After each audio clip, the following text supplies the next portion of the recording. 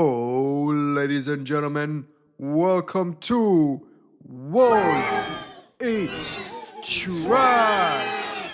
The show where the toku is old, kind of, the ratings are fine, and the only thing that would maybe count is whenever we strike gold or uncover, well, trash.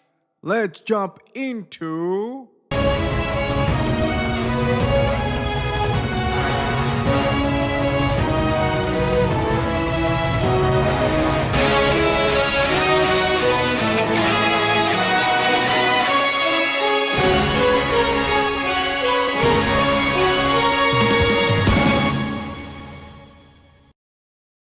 Kamen Rider Saber. Well, I didn't expect to make a video on this show. Some of you might remember, if you are a slightly older viewer of my channel, I once promised to make a video rewriting Kamen Rider Saber, but I think it's been more than 3 years since I made that announcement, so you are probably sure that that video is long cancelled. But with the show celebrating its 5-year anniversary and wanting to venture out to review some older toku shows when it's not Legacy of Ultraman, but well, like Legacy of Ultraman, it's less of a review show than anything else, I decided to give this a shot. Mainly because not only Saber is still kind of an interesting topic to discuss in the tokusatsu community, but also when it came out, I didn't have this channel. I did put a lot of other people's and other reviewers' opinion about this show onto me, but now as someone that does it at least semi-regularly, aka I've been doing this since 2022, so it's 3 years, and I've been reviewing Rider and Ultra week to week since 2022, I believe that this as a video can pretty much shed my past self and grow as a content creator. So let's begin with casting our minds back to June 15, 2020. We are already in the midst of the wall incident. Not that wall incident, how much it is kind of funny how close those two wall incidents are. But when I'm talking about the wall incident, I'm talking about the wall that just decided to, park itself around all of our front houses and pretty much restricted us from leaving our house. Around the same time, not only around the world, but specifically in Japan, Kamen Rider 01 was in the midst of finishing filming after a big break. But specifically, when I mentioned that date, the fateful day came out. The trademark for the next Kamen Rider season was released. And the name of the season was Kamen Rider Saber, which actually made all of us kind of excited. With the name being Saber, we were all expecting, okay, swords, knight. And everybody's like, okay, how much we had Real Soldier not that long ago that had kind of like a knight themed? A knight themed like Kamen Rider wasn't a fiend since like Ryuki. You can kind of say Blade, but like Ryuki was way more knight themed. But like we all were like super excited for it. And like literally a couple of weeks later, we actually got the logo of the show. That not only was the first time that a logo got trademarked, probably because the big wall incident, we couldn't really get a lot of the filmings yet. And also, the show kind of needed to, if you don't know, the show kind of needed some restructuring. That was the first time we actually got to see the logo before even the press conference, which showed us that the show itself is going to be not only about swords, but also about books, with a book literally on top of the sword, while on the sword there are a couple of runes that we never really discovered, at least for my memory, what they were, while on the left of them is another set of runes that actually spell out Holy Sword, which pretty much gave us a confirmation that the show is going to be not only about books, stories, legends, even animals, maybe legendary animals like dragons, but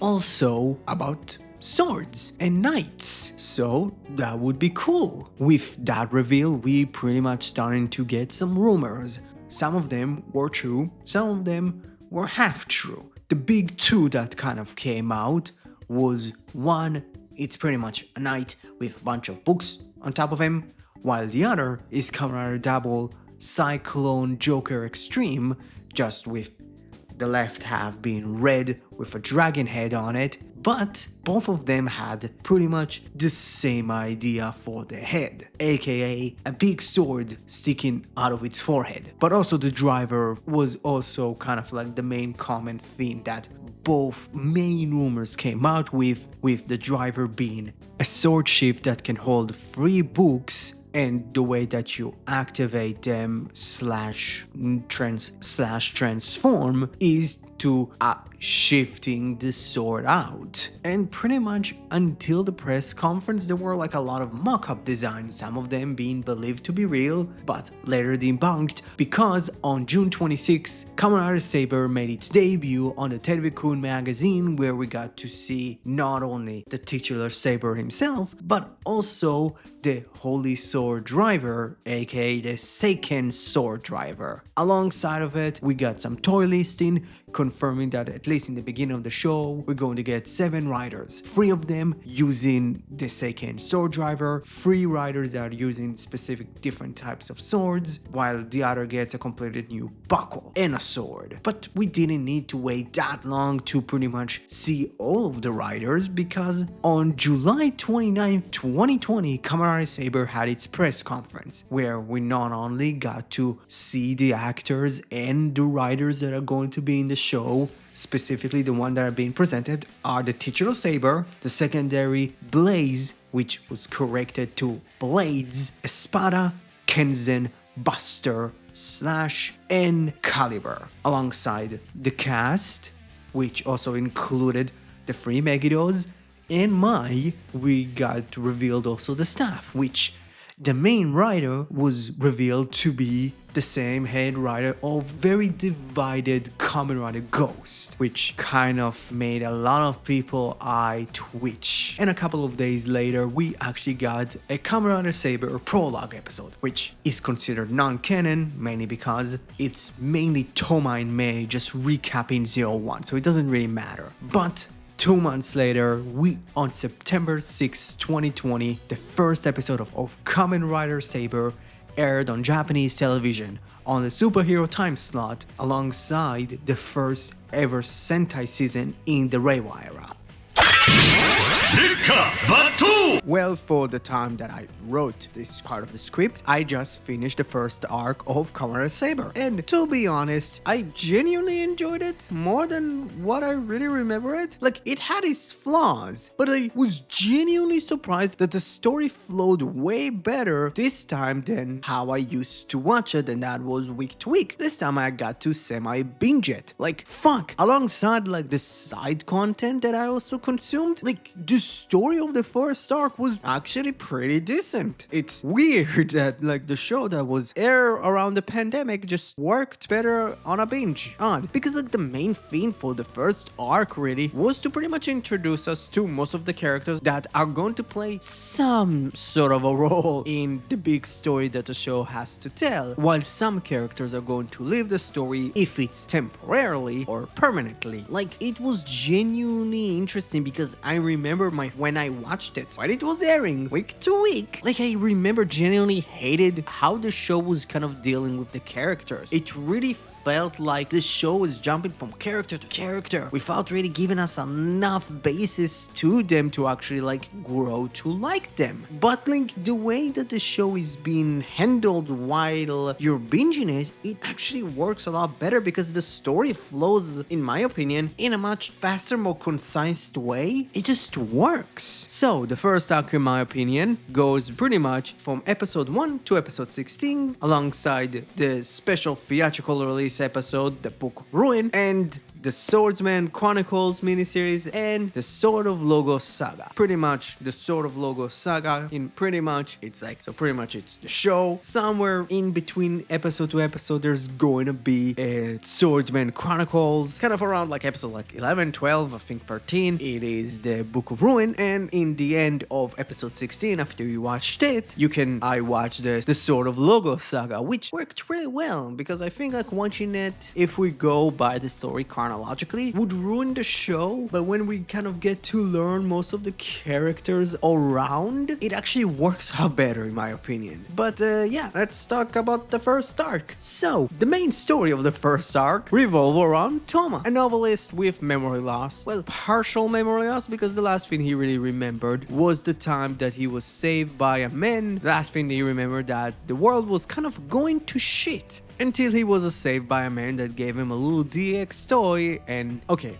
that's not really the only thing that he remembered, but he also tried to save a girl. And now the same monsters and Kamen Riders are back to wreck shit, because his interaction with that young girl we discovered to be named Luna chose him to be the wielder of the Holy Sword of Flames, Kamen Rider Saber. And now he chooses to fight the monsters named Megiddo and the mysterious Kamen Rider Caliber, alongside meeting and befriending the other swordsmen of the Swords of Logos. As the main story of the first arc, I really enjoyed our titular Kamen Rider Saber, Toma. It could be me remembering being a pretty little blank slate, and it could be genuinely like the last half of the show, and as me recording this, I am semi-correct, but I genuinely liked him in the first arc because, to be honest, he wasn't perfect. He was, to be very honest, a bit of an asshole, but it worked because many you can really see, and you can see from his action and the way he acts around other people that he's a genuinely good guy that wants to help and become better. Not only because this is his responsibility now, but also he believes that he can genuinely do good and impact other people, which are genuinely great motives for him. While his interactions with pretty much the rest of the cast were genuinely fun. Like, I still believe that the overall growth of his friendship with the rest of the swordsmen went too fast, but if you look at it in this broader kind of landscape of watching episode to episode, to pretty much be almost like you watching it, you watch, let's say, like the first episode was one day, the second episode was another, so the story flows a lot better and you feel like, okay, they grown trust. It didn't really felt like, at least around the second arc when I'm actually recording this, I'm kind of in the middle of it, they don't really felt like real friends. They felt like they had trust in one another, but they never felt like real friends, which was actually really great. Having Rintaro being the first person from that mystical world of the Swords of Logos was a great idea, mainly because he's pretty much the straight man to Toma that from time to time would be a goofball. How much Rintaro from time to time can be a goofball, but you can clearly see Rintaro is pretty much slotted in as the straight man to everybody else. Worked because, to be honest, as a character to get our fish out of water kind of main protagonist to really understand the world, while also having a character like Kento be at least a friend. Like, the way that they kind of represented in the show is like, oh my god, they were besties of friends, but it doesn't really feel like it. It's like, you feel like, oh, we were kind of close when we were younger and we kind of still are very comfortable with each other, so we'll be really still good friends. But that was great, and yeah, that worked as pretty much the third character we get to really interact with, which was actually really fun. And it works overall, like for Kento, because the story decides in one point to separate them two, and they don't really get that like full on, oh my god, we're so much good friends and we need to interact. Like, we get it for a good portion for the first arc, but then like in the latter half of the first arc, it kind of like dissipates, and it worked really well. While Toma's interactions with Rio were really fun and did for way more to be about his son, which actually does work with Toma's occupation of being a novelist and being pretty much a nice dude to kids. I hope that we're not going to learn anything about Toma in the next, let's say, 5 to 6 years. Please, Toma, don't be a diddler. While like I liked seeing how like Toma really warmed to Daigenchi, which really helped Daigenchi's character to really shine above the rest. And then there is Ren, which I'm still not that big of a fan of his character, but to be honest, like I kind of like the small rivalry that the show had with Ren and Toma for like a bit. How much it's really flat and not that interesting because it's like it was for one episode and that's really it. It slightly works better in the second half, but it's like even then, spoiler alert, doesn't work that well either. But it's like everybody else, like at least from the cast, works so well. And fuck, while my and Toma's interactions were genuinely the heart of the show in my opinion. If we're going to talk about the rest of the cast, because I already mentioned most of them, let's just kind of dive deep into them. Let's actually start with our secondary rider, the wielder of the Holy Sword of Water, Kamen Rider Blades, not Blade. Was a trash blade? It's going to come out at some point, but just relax. Let me finish with Saber. Rintaro, he was a genuine surprise to me how much like I really enjoyed him. Like I remember really liking him. I don't know why. He really worked this time. Again, maybe it's just me rewatching the show, but he was genuinely fun because he was the straight man weirdo. Like straight up, like he was a straight man. Like he's the straight man of all of the straight men. Bro has a weird relationship with mine at this point, but he worked really well alongside Toma's character, pretty much being a part of the Swords of Logos since he was a child. Like we don't know like when he was adopted into the Swords of Logos, but he was pretty much adopted to it, which you can see kind of sets him apart from everybody else. Like where Ryo, aka Kamen Buster, pretty much joined in. Ada and Genshi kind of was born into it alongside Kento.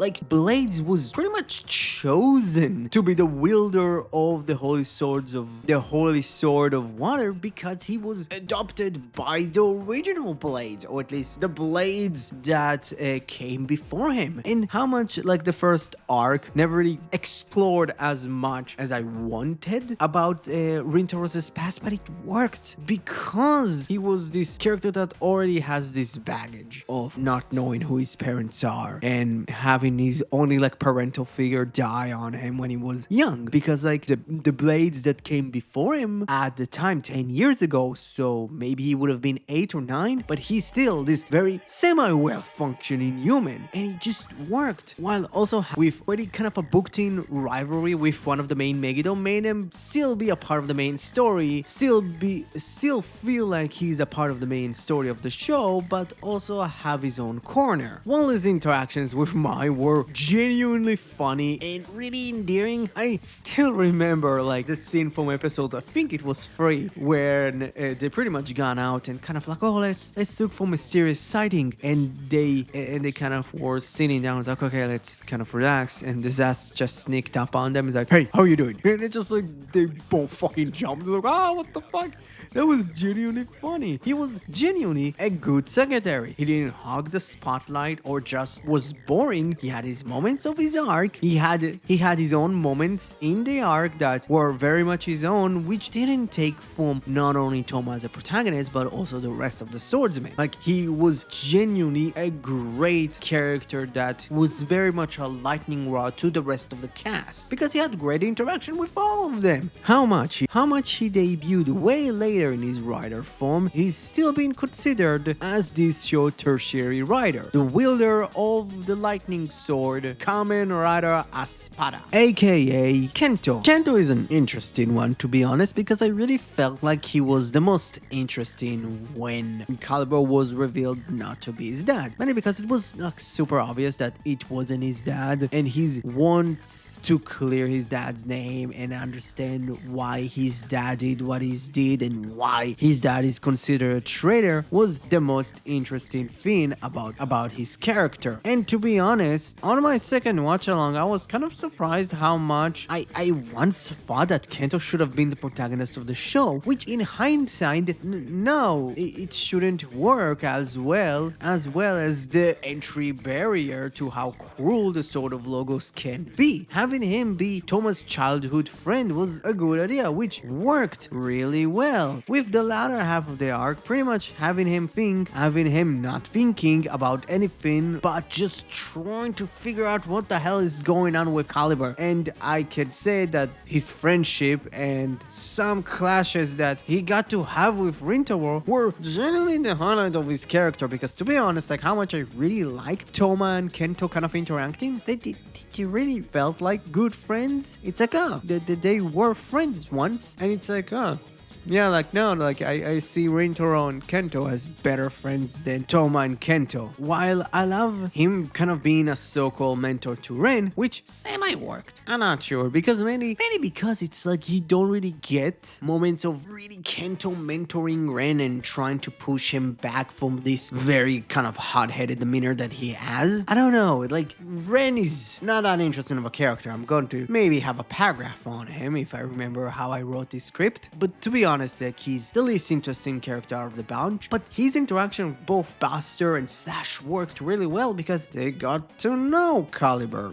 They got to know Kento's dad. So they really are the people that kind of want to kind of force him to kind of understand it's okay, kind of like, don't think about your dad that way. Let's just kind of wait and don't do anything irrational, which was pretty good. And to be honest, like, how much I was kind of upset when I watched it for the first time, if I remember correctly, when he quote-unquote needed to leave the show for a bit. It actually worked way better, as I'm close to finishing the second arc. I think like maybe the show would have needed to keep him a little bit longer in the Shadow Realm. While I love Buster, to be honest, like having him be the third writer introduced to the show was a genius idea, to be honest. Like I didn't expect that when I was watching it for the first time, and in the second time it works so much. Like I love how the show kind of treats Buster as this kind of example of a swordsman, of like not only to us but also the other swordsmen. They're like, okay, this is kind of your prototypical swordsman, this is kind of like the benchmark, this is what you need to do, which worked. While also having him be a dad and having his son really be there for a long time and have him kind of be a part of the cast worked, because it helped the main themes of the show and how much the future is with the kids and how much their future and our future is not set in stone. It was really great. While I really did like that he wasn't that fond of Toma when he came in for the first time, mainly because he's like, oh, you're an outsider. Like I don't trust you. I can't trust the promise. Because to be honest, like a thing in his past happened because of a promise. A promise was broken because one of the promises that he made were broken. So he doesn't trust it. But having Toma like risk his life to save his son fucking worked. And it was great to see how much he really grew to like him. While also like I love how much he carries pretty much the usage of a promise. It just works for him so well. And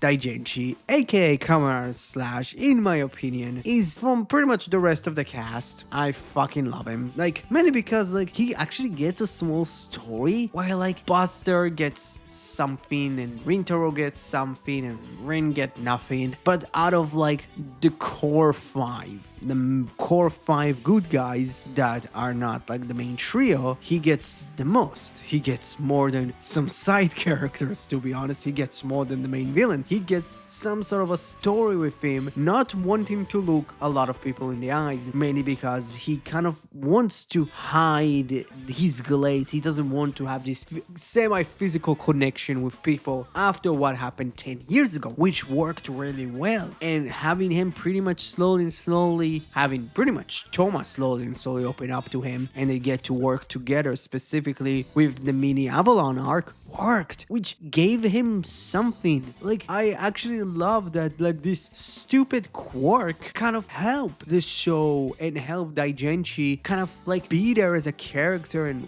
work. And his interactions like Buster and the rest of the cast were genuinely fun. I weirdly loved the weird weird split personality things that he have. It was never really explained in the show, or at least it never really explained in the first arc, and I don't remember it ever being explained, but it is going to be interesting if the show ever going to explain it. Please do. I don't know. Well, and then there is Red, aka Kamen Kenzen. He's definitely a character. I don't know, like, he's the character that I have like the least to write about, mainly because he's not a bad character. Like, here's the thing, I really hated Kenzen, like, genuinely, in my first watch. In this second watch, I'm just like, oh, you're not like a bad character, you're even worse. You're a boring one. You are the fifth, I don't know what's the quartets. I don't remember what's the fucking word for like the fifth rider, but you're the fifth rider that wants power, and you're a little kid, and you have some sort of a connection with the tertiary rider, but the show doesn't really present it, and you can be an annoying little brat, and that's it. Like Ren as a character is an emotion. Like, that's it. He's just kind of like, oh, I want to do this. Okay, I want power. Like, here's the thing. The show tries to do something with him, with his short little rivalry with Toma. Some stuff with Kento, which doesn't really pan out that well. Like, to be honest, the only actually thing that I can really see the show was really trying to do in this first arc is his little interesting thing with the Zast, which, to be honest, worked really well for both characters if my memory serves me correctly. Again, like, it's been a while since I've watched Saber, but since I've watched the latter half of Saber. But yeah, Kenzen as a character is just there. He's not bad. This is genuinely my biggest take yet. Kenzen is not a bad character. And pretty much for the rest of the cast that are not the Kamen Riders or the bad guys, I genuinely enjoyed Sora, aka Buster's son. And then there is Sophia. She's the not Kamen Rider Kenzen of the main cast of heroes that are not transformed into riders. She's literally nothing. She's a barrier. That's it. She's sometimes can be a plot exposition, but she barely does that, to be honest, which is fucking hilarious because I wrote that script after I watched the Swords of Logos saga. I genuinely forgot that in episode 16 she got kidnapped. Genuinely forgot that. I didn't even fucking wrote it in the fucking script. I don't know, like, it's shows a lot about Sophia's character. And to fully round up the good guy side, there is Mai. She is genuinely a pleasant surprise because I really remember hating on her in the first half of the show because I felt like she was too much. And the second half, the writers kind of toned her down, which, yeah, to be honest, she still from time to time can be fucking much. I still remember that episode where like Zeus fucking lingered to the sky and she was doing stupid fucking faces, and it was like, oh my god, it never ends. Why the fuck it never ends? Here, now watching it, maybe with some context of like the second half of the show, she works a lot better than what I remember. Like, genuinely, she was really fun. She had great interactions with Toma. She had great interactions with Rintaro. But she was genuinely fun. Having her and Rintaro being this kind of interesting will day, one day relationship was fun. She really brings the human out of Rintaro. And to be honest, that's really it for the good guys. Some of them were really great. Some of them were really boring. You kind of know which I like, which I didn't like, but still, like, for the good guys, they were fine. There weren't anything exceptional. There weren't any deep thematic themes in the first arc for at least the good guys. They were fun and fine, and they were very serviceable. Yeah, some of them were fucking boring, but for fuck's sake, when you have 1,500 characters in one show, like, I would excuse one boring character, but two is kind of pushing it. Okay, so I finished with the good guys. Let's talk about the bad guys. Let's start with pretty much our main villain of the first arc, Taichi, aka Kamen Rider Caliber. As the main villain of the first arc, he was pretty much really good. Like, I enjoyed him, how much he was very obvious that he was the user of Kamen Rider Caliber, and having him switch from being the main user of the main pretty much Kamen Rider Saber and then switch to Caliber was really cool. How much, yeah, it was was pretty obvious that he was Caliber, but it didn't hurt the story. While like, yeah, the mystery of why he betrayed the League was genuinely interesting, mainly because like it didn't really include the goal of world domination, because he wasn't about that. His true goal is just information and kind of uncovering the truth of the Sword of Logos, which really helps with one of the other shows' main theme being knowledge is power, which helps the story so much. And having him pretty much be the first person that kind of like tells everybody about the Book of Omniscience and how much it's very much a powerful thing, not only because it can destroy and rebuild worlds, but also you uncover all of the truths, which was great. While also having him being the primary user of the Sword of Darkness is really interesting, because as a weapon, as a holy sword, it's powerful, but it has one fucking big drawback, and that is you start seeing premonitions of the future. They're out of context, and most of the time they're the bad ones. And having him wear a glove was genuinely cool, mainly because not only it's an aesthetic thing, it's also the thing that would stop you from getting from those visions of the future, which were like, oh, for like a long time I genuinely thought it was just an aesthetic thing, but it's like, oh no, that there is actually story elements to it, and it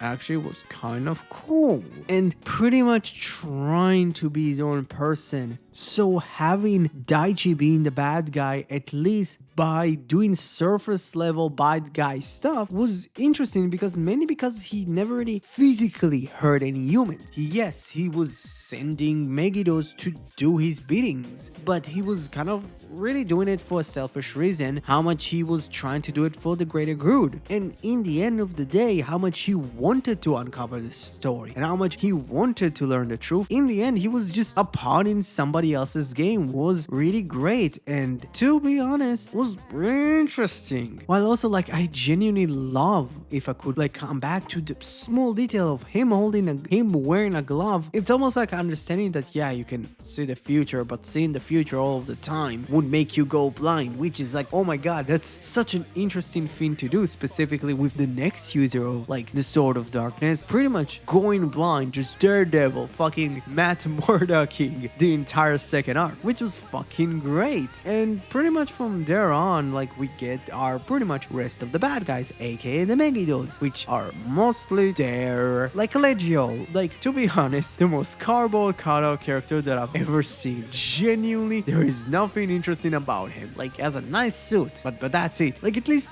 Zeus is somewhat interesting, with him having not only a personality, which fuck Legio lacks, but also a baked-in rivalry with Rintaro, with Zeus killing Rintaro's pretty much adopted father. But like, outside of that, he's just nothing. Which I can kind of say the same for Disaster as a character. He has a really fun personality, a semi baked-in rivalry with Ren, but that's really it. Like, how much you think about it, like, he has way more of a rivalry with Foster and Slash, because he literally murdered two of their fellow swordsmen like 10 years ago in front of their eyes. But no, Ren, I don't know why, but fine. And while I was actually quite surprised that the show really wanted to show us how much Soyuz knows way more than he's letting on, from knowing bits about Avalon and hiding parts of his plan and Daiji's plan to the other Megiddos, which I genuinely didn't remember how much he still doesn't feel like a physical threat. With the show's idea of knowledge is power, it actually makes more sense for what the show continues to do with him. How much, oh boy, I hope that maybe my second watch it would work better, because right now it's like I'm still kind of like holding on hopes. But yeah, like the arc itself pretty much follows the Monster of the 2 weeks formula, with Toma meeting a new member of the Sword of Logos, teaming up with them to destroy the Megiddo, while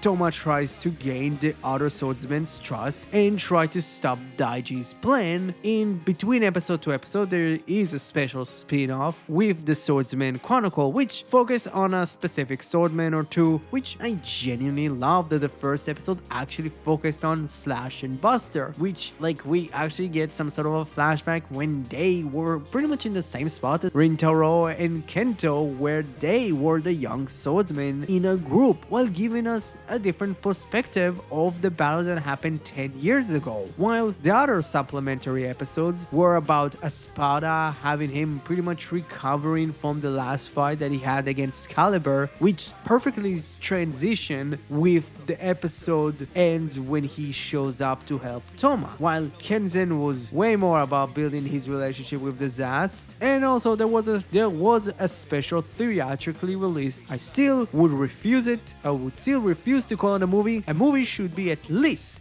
longer than 30 minutes, where nothing really happens. Like, it mainly get us introduced to a new rider, Pato.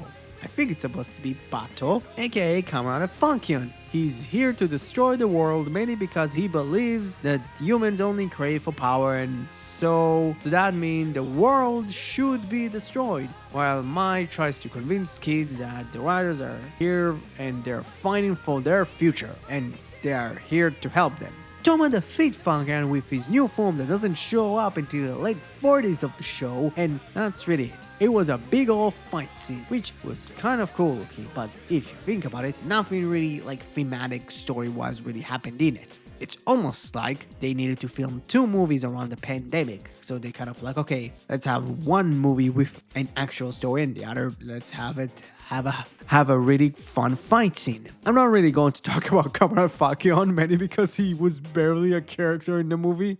His transformation was cool. He has a nice little suit, but he's barely a character. I think the best way to actually really finish this arc, not only by me reviewing this arc, but also watching it, is actually watching the first part of the Sword of Logos saga, which follows Haito's descendant into madness when he's starting to get those future premonition, which one of them, he sees the head of the clan, Master Logos, destroying Earth, and when he confronts him about it, he pretty much gets manipulated to pretty much be a pawn in the Master's plan, kidnapping Luna and trying to open the gate between their world and the Wonder World. Yeah, the Wonder World is a thing that exists. To be honest, it barely plays anything. There is a weird dude with a green hair. Yeah, he's going to be way more important in the second half, right? Right? So he successfully get manipulated to pretty much try to kidnap that girl, but Daichi stops him and kills him. But after he kills him, he touches the Sword of Darkness, which after he touched it for the first time, he gets his own premonition of the future. I genuinely love this spin-off, mainly because we got to actually go and watch Daichi and Haito really grow to 2 men with the same ideology but different agencies, which was really cool. Seeing how much Hayato really loves Kento and calls him his future was genuinely cute. But also, so sad when Isaac sees that Luna didn't choose Kento. He went off with the nuclear option, which would have been really interesting if in the end Luna would have chose Kento. Will Haito pretty much manipulate him to be a pawn like he is right now? What it would have entailed in the end for Kento's story? Would he have a semi of a happier ending, or would it be even grimmer? And getting to see Buster and Slash as the new guys were really great. Having Buster ask Haito about some advice before Sora was born was something really neat, and seeing how much Daichi was very much like Toma was really cool.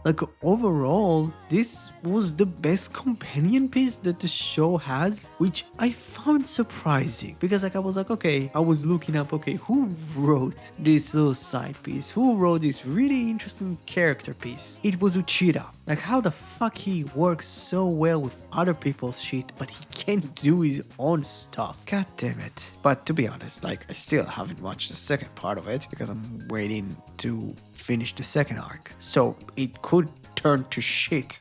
So here are my favorite 3 suits of the first arc of the show. In number 3 is Lampno Alandira Espada. To be honest, the gold, white and silver is just a really cool combo.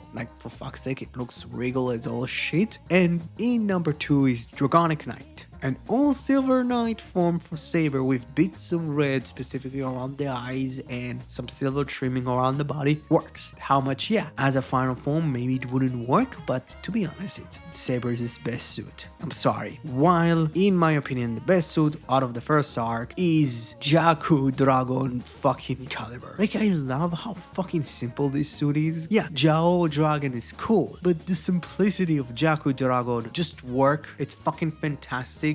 Like, overall the first arc was genuinely fun and blew me away how much I didn't mourn and groan about the story, and I really enjoyed most of it, if not all of the characters, outside of, like, I can count on at least one hand being free. Again, Sophia, Ren, and fucking Legio. All three characters that have cardboard personality. At least, like, you know, Red is at least a good piece of cardboard, but like, god damn it, Sophia and fucking Legio are just boring. Yeah, to be honest, I don't really have any more things to say about Kamen Rider Saber's first arc. It wasn't good, it wasn't amazing, but it wasn't really bad. It gets a C. Well, call me Shelly and make me a cake. I think that's how the sentence actually works, but I wasn't ready to actually like the second arc so much, mainly because I remember vividly me projecting other people's opinions and other reviewers' opinions onto mine, which I can tell you now, as someone that has a channel for almost 3 years, you shouldn't do that. You should actually form your own opinion, but I really loved it. Mainly because it could be me watching all of the side content, but the main story of the show actually made more sense. I truly believe that the side content of Kamen Rider Saber really helps the main story, with this arc fully presenting the Swords of Logos as the bad guys, pretty much telling all of the swordsmen that became swordsmen before Toma that Toma is the bad guy, and like Daichi and Hayato, and their mission is to retrieve Toma's books and sword to the southern base. Which, it's kind of funny that a part of the rules that the Sword of Logos pretty much wrote, that the clan should never have all of the books in one place. How much I would kind of,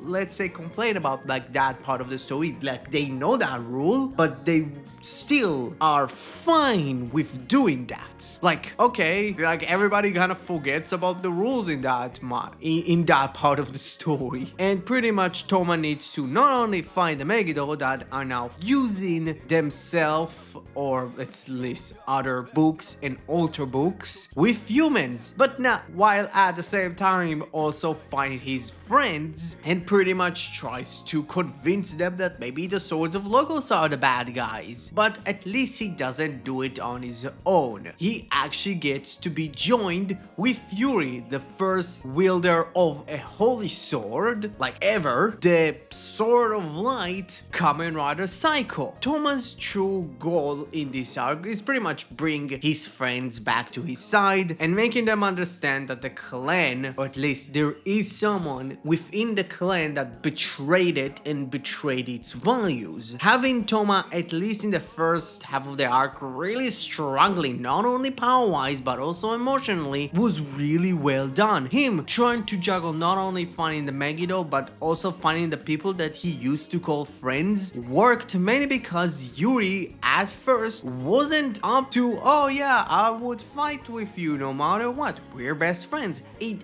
actually, like, Yuri actually got him to struggle. He got him to think more. Like, Toma actually needed to show him that the way he fights is the right way, and to coincide it with him getting the primitive dragon form, which this show's berserk form, worked. How much, like, I think that it could have went a little longer, like 2 episodes longer, because I really believe Elemental Dragon kind of came out too short, but it really helped because if you think about it, both Primitive Dragon and Toma were alone, and with the help of Toma's friends, Toma helps the Primitive Dragon find his own friend, which it's nature. Which it is funny that I really remember like hating elemental dragons as fucking like entire gimmick, and now I'm like not only kind of rewatching it and critiquing it, it makes more sense. It's like, oh, nature is your friend, so of course like elemental like power up for Primitive Dragon should be the elements. Overall, Toma's arc in this section of the show was really about growing with his responsibility as Commander Saber, while also diving deeper in the conspiracy behind the Swords of Logos. How much I love the struggle in the beginning of the arc, he's starting to fall into the thing that I feared the most about rewatching this show, and that Toma kind of becomes a preachy little goody two-shoe. Like, here's the thing, he gets to struggle, he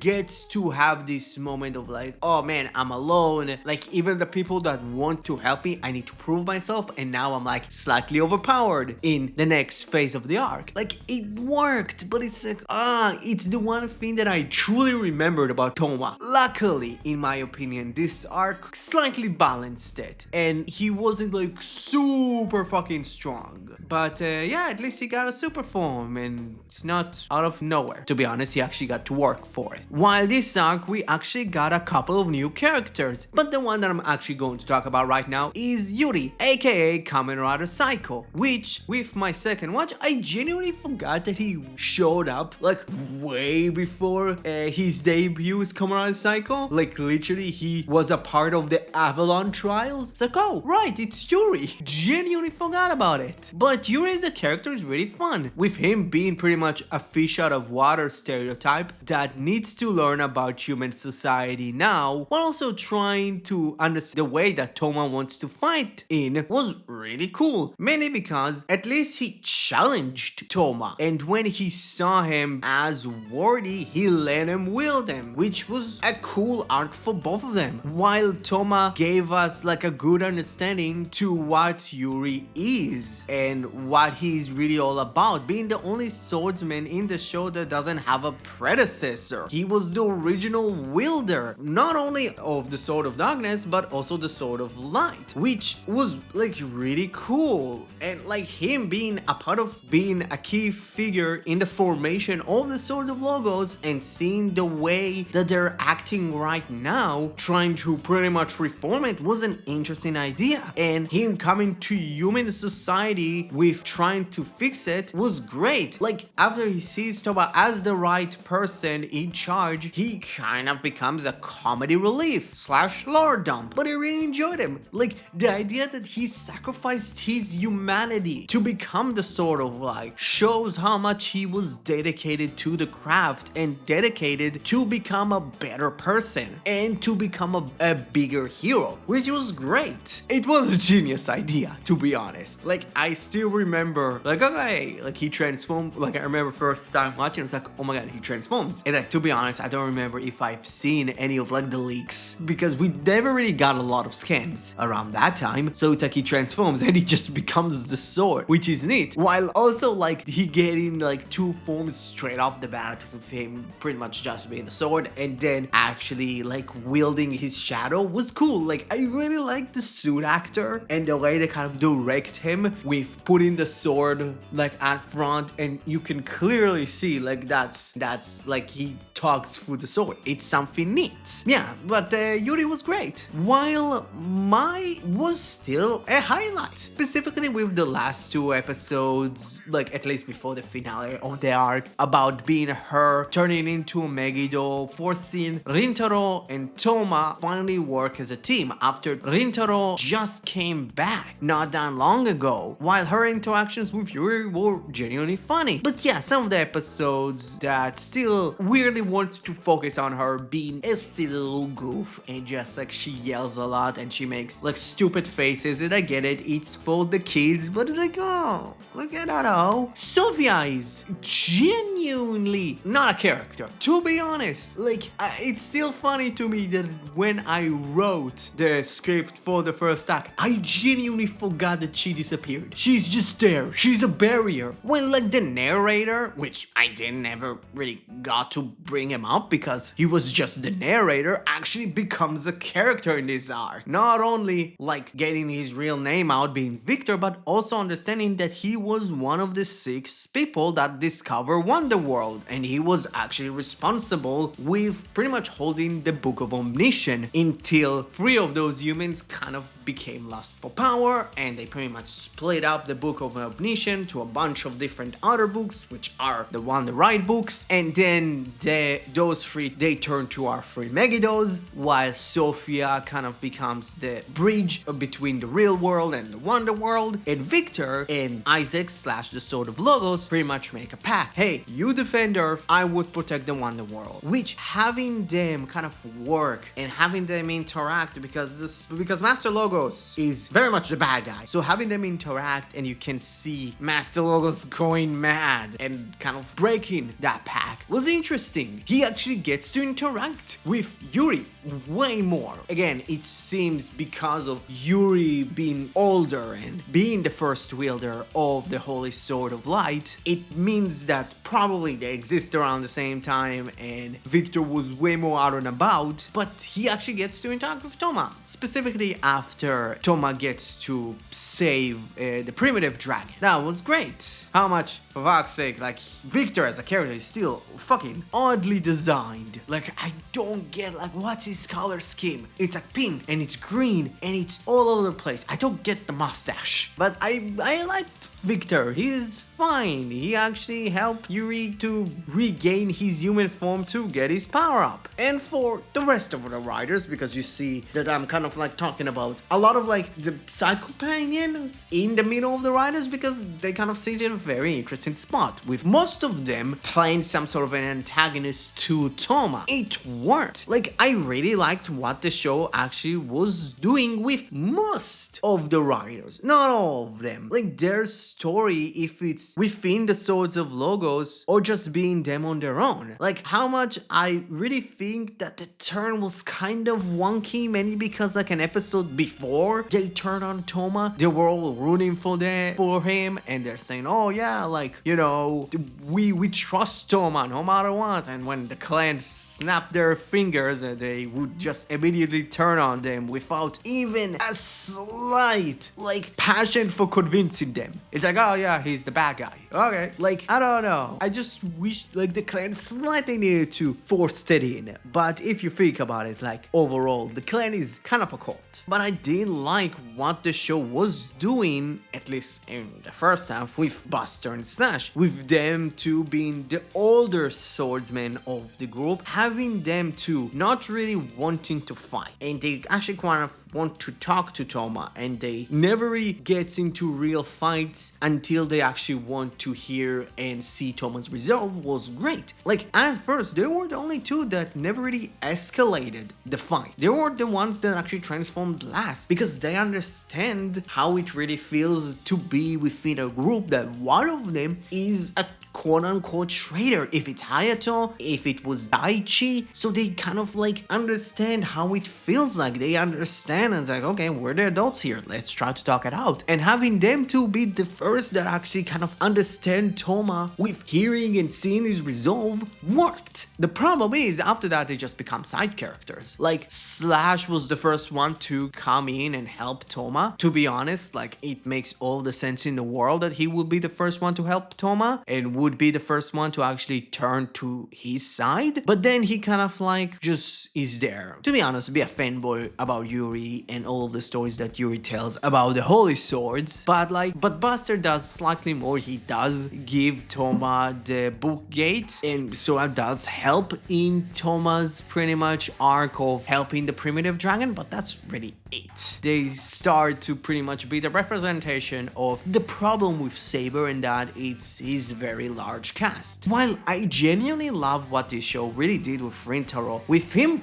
wanting to believe both the leagues and Toma at the same time. So having him in this inner conflict was great for his character. Having Reika tries to push his buttons all the time, and how much like he didn't really want that conflict with Toma. But after like Toma protected the Megiddo, which like Toma did say that like the Megiddo has a human inside it, Rintaro just believed that Toma is the bad guy. I don't know.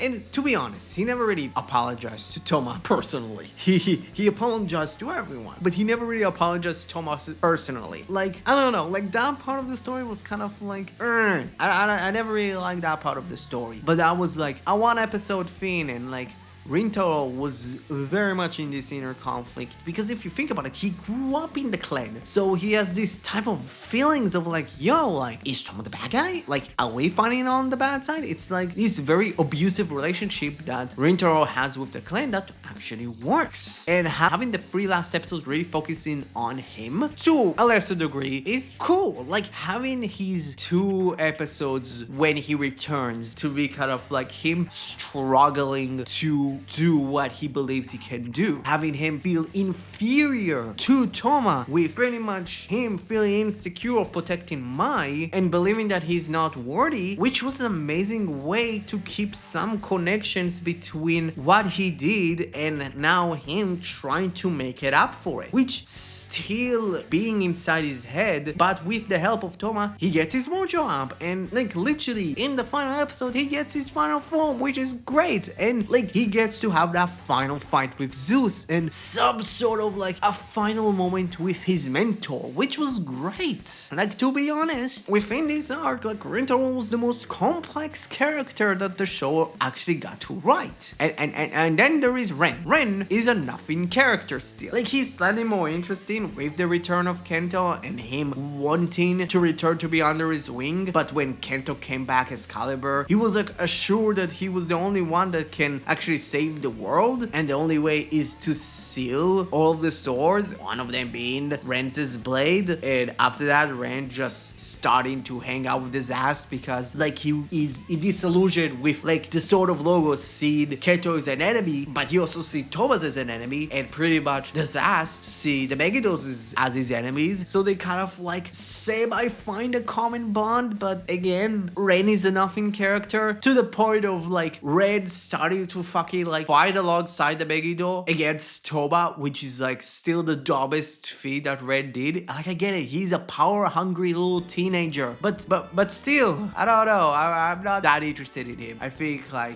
I think Ren is a boring character. I don't believe he's bad. And then in episode 24, Kento returned from the void after witnessing bits of the future, so he claims the Sword of Darkness and becomes Kamen Caliber, with his only goal is to seal all of the holy swords because he believes that's the only way to stop the world from ending, which was an interesting way to bring back a very well-liked characters and bring him back as some sort of an antagonist to the main cast, not only of heroes but also villains, which was a very neat idea, which worked sometimes, mainly after seeing Toma and the gang changing things that he already saw. He never really gets to try to figure out, okay, like maybe I was wrong, maybe the sword just shows me just the bad paths. Like, no, he doesn't budge. He's like, no, I have a plan. I look everything like a horse. It's just straight. Nothing more, nothing less. And it's like,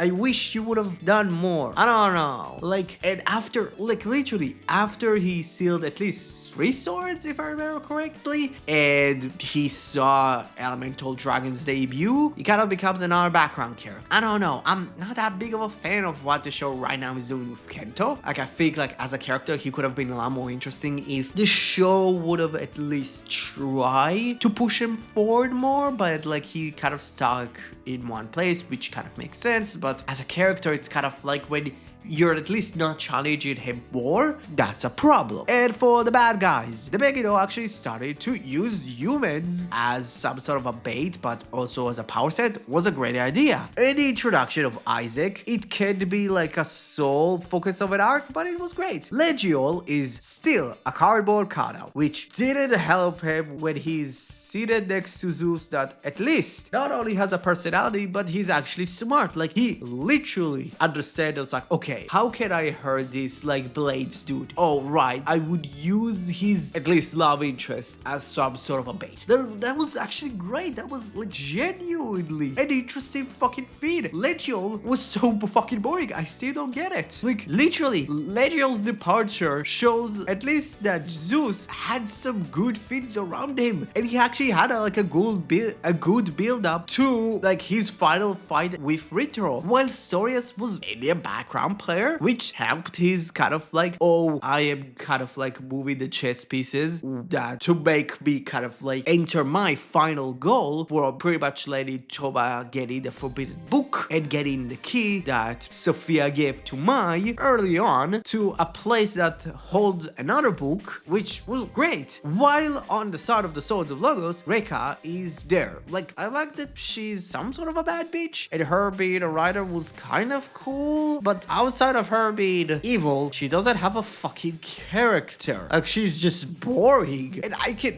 really say the same about her brother. Like, kind of cool. He doesn't have a character or a personality, which is upsetting because I fucking love that suit though. While Isaac is a fucking blast. He's genuinely a fun character that just chews on the scenery while being like chronically evil. He's genuinely comedically evil. Like, his motivation of destroying the world and making a new one mainly because he was bored of his job is genuinely funny and realistic at the same time. The story of the arc really leaned more on Toma and his quest not only to make the other swordsmen understand that the Sword of Logos are the bad guys, while after getting a primitive dragon, trying to help the sad and lonely dragon to find his friend, which is again perfect little kind of like both of them are dragons that are alone. How much Toba has Yuri and Mai, and to be honest, like around when he got primitive dragon, like 2 episodes later, like Slash and Buster were already around him. I don't know how much that works, but it's like through Toma reconnecting with his friends, he helps the primitive dragon connect with his, which was great. While like having the swordsman starting to figure out who's the actual bad guy, and the Megiddo fusing with humans to get themselves closer to Wonderworld and fighting all of them was really great. Kento trying to see all the holy swords, seeing the premonitions that only he can save the world was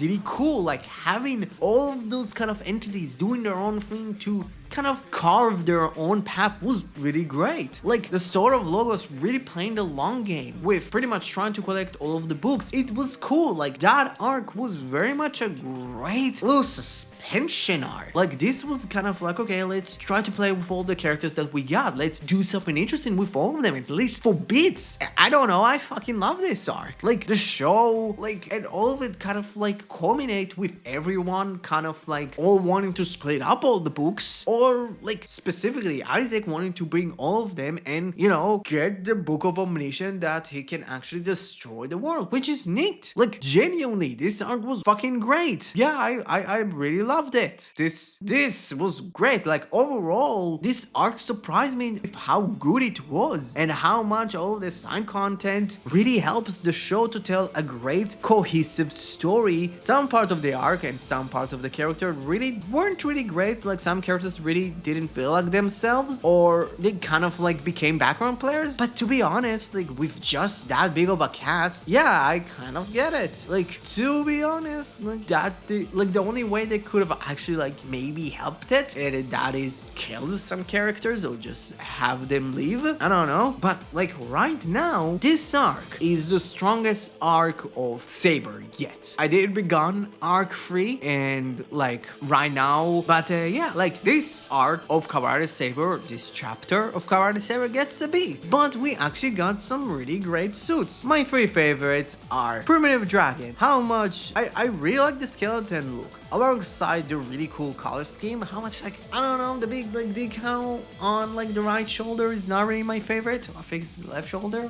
but it really is a really cool color scheme. Second is Cameron Durandal. How much the person that wears the suit doesn't really have that much of a character. The suits really make it up for it. And like having the power scheme of his being like fucking time. And yeah, like I get it, like the entire water influence doesn't really make a lot of sense. Yeah, you can kind of say so, because like what can you do? Because I really believe that like the toys slash bed, I really wanted the gimmick of like pretty much doing sheathing and unsheathing a sword, and it's like they didn't want to make it probably like something that you need a belt for it, and they wanted it to be kind of like a regular sword. So said, okay, let's do the twist thing and let's make one a trident.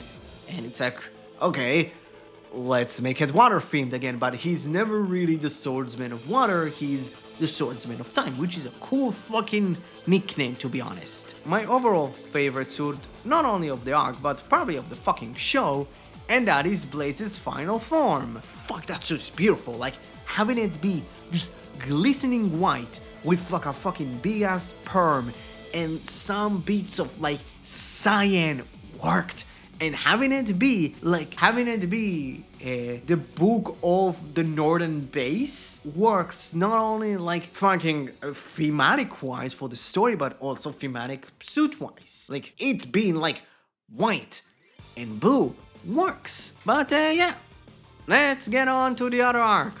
Saber battle! To be honest, as someone that at least when the show was around airing week to week, I vividly remember really believing that this arc of the show was really good. But now I can kind of say that past Trash Toku, before he was Trash Toku, was actually wrong. Like this entire arc was a big ol' of a nothing burger. How much like I enjoyed some parts of it, mainly being like Isaac and Bato, but for the rest of the characters and the rest of the arc, to be honest, like I felt really indifferent about it. Like I never really hated it, but like for fuck's sake, like this arc is, in my opinion, the epitome of what I really felt about Ren as a character. But I really liked Isaac, like as a character, like being evil for the sake of evil. When like Toma and Rintaro came to talk to Isaac for the first time, like really get to have a conversation with him, and they saw Storius, and Isaac started like talking about, oh yeah, once I had a wife and she died, and he's so sorry, breaking down and start laughing, and he's like, oh, did you expect me to say that? Like that was funny. Like that's like, oh my god, that you're actually funny. And you know what? Like here's the thing, Shinken Gold's actor, he understood the assignment. He hammed this entire roll up, and it worked. It really did. I liked it. The problem is, outside of him being evil, he barely did anything. To be honest, like he was fun. He was a fun character that was intimidating and threatening when the show needed him to be intimidating and threatening, but also being funny and almost like a real jester, which he's way more of a fucking jester than Storius ever had. And like Storius' entire fucking look is like, look at me, I'm a jester. It's like, you're not a fucking jester. You're just the Joker, baby. But like the biggest problem with Isaac's character, in my opinion, like as this kind of like big bad that was kind of built up, since if you think about it, the Phoenix fucking Funkion special episode theatrical release thing, like literally, if I remember correctly, that happened like between episode like 12 and 10. Like I think that was kind of like the pen of like when it's placed. I don't remember, but that was very early on, and for a character that was built up for so long being not that much of a character, you see, that's kind of a problem in my opinion, because like how much he was very powerful at some point and very threatening, and him being the person that is very much kind of like he's controlling the league and he has so many people and he has this vast amount of power. He he just kind of felt like nothing. To be honest, like outside of releasing Bato, like he never really felt cunning. He never really felt actually frightening, at least intelligent wise. Like he felt like, okay, I want to destroy the world and that's it. Like I get it, like he's not the original master of logos. He's someone that kind of got bored out of his role, which I still love. That like that's the reason he's a villain. It's just funny, but like I don't know, I just feel like the show could have done something with him. Like outside of bringing back Bato, he didn't really do a lot. He semi got the Book of Omniscience, but not fully because like Toma fucked him over, because CG fucking Toma running up a fucking sledge. Oh my god, I was waiting to see that part of the fucking episode. It was like, oh my god, I get to relive the meme. But yeah, like I don't know, like he feels very underwhelming because like yeah, like he couldn't even fucking like bringing the Shindai twins to his fucking like side. They turn on him like that. I don't know, like Isaac could have worked, in my opinion, slightly better as like an actual final villain arc. Like he could have been in the same place as Stories, because like that final arc had less episodes, so it's like you could have kind of played with it a bit more. But it's also me disliking Stories as a villain from not only my memory but also rewatching the show. He's kind of there, but I don't know, like Isaac was fun. I wish he was more cunning. I wish the show actually presented him as way more of a, I don't know, overall more interesting character, because outside of him being fun, nothing really happened with him. I don't know. While Bato actually played a really great foil for most of his run in the show, with him playing this chaotic wild card that wants to destroy everything, but like he doesn't have the same idea of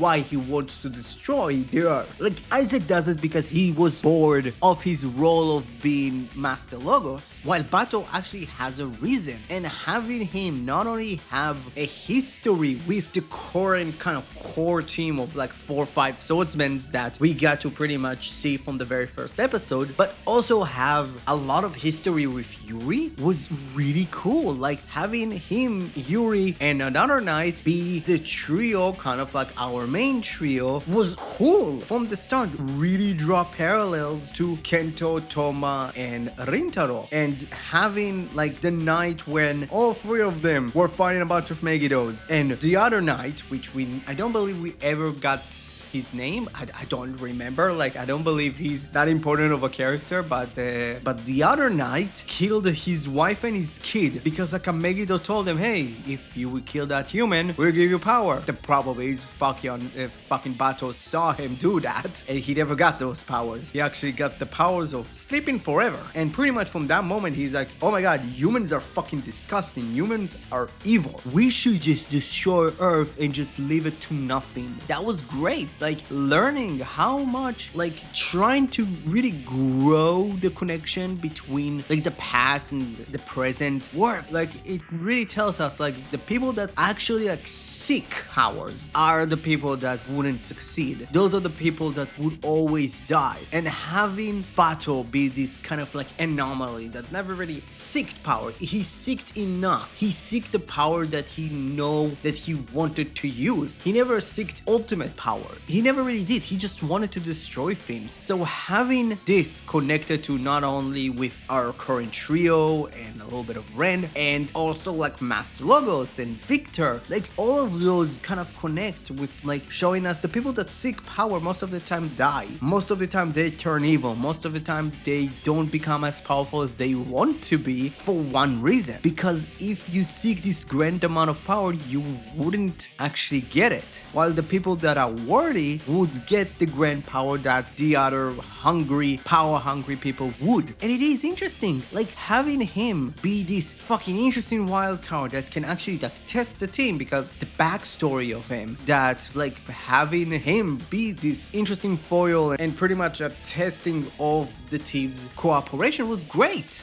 I truly feel that he could have been the main villain of this arc and I wouldn't hate it. He's actually interesting. Like, oh my god, you can retest the friendship of our core cast, like showing people like, oh, you're already friends? Let's see. That's actually cool. Like, I genuinely liked it. how much like I wish that like his death felt more big, because like, oh, Toma really believed hard and killed him. Like, I don't know, that was weird, but like maybe it's Toma pretty much kind of like giving him a speech of like, hey, like our friendship and power doesn't connect, it's fine. And he kills him, and pretty much like Bato understands it, and he understands where he was wrong, and he died. Yeah, like it wasn't as a climactic death, and he didn't die a hero, but it was interesting. I don't know, I just wish that maybe, you know, the show would have done more between him and Yuri, because like those two would have like interacting more, could have been so much better for the story. Like, I don't know. The main reason why I pretty much started this entire talk about this chapter with those two was because for the rest of the cast, most of them were kind of aimless. Like Rintaro, Mai, Yuri, Slash, Buster, even the Shindai twins. How much like outside of like turning on Isaac and from time to time fighting him, they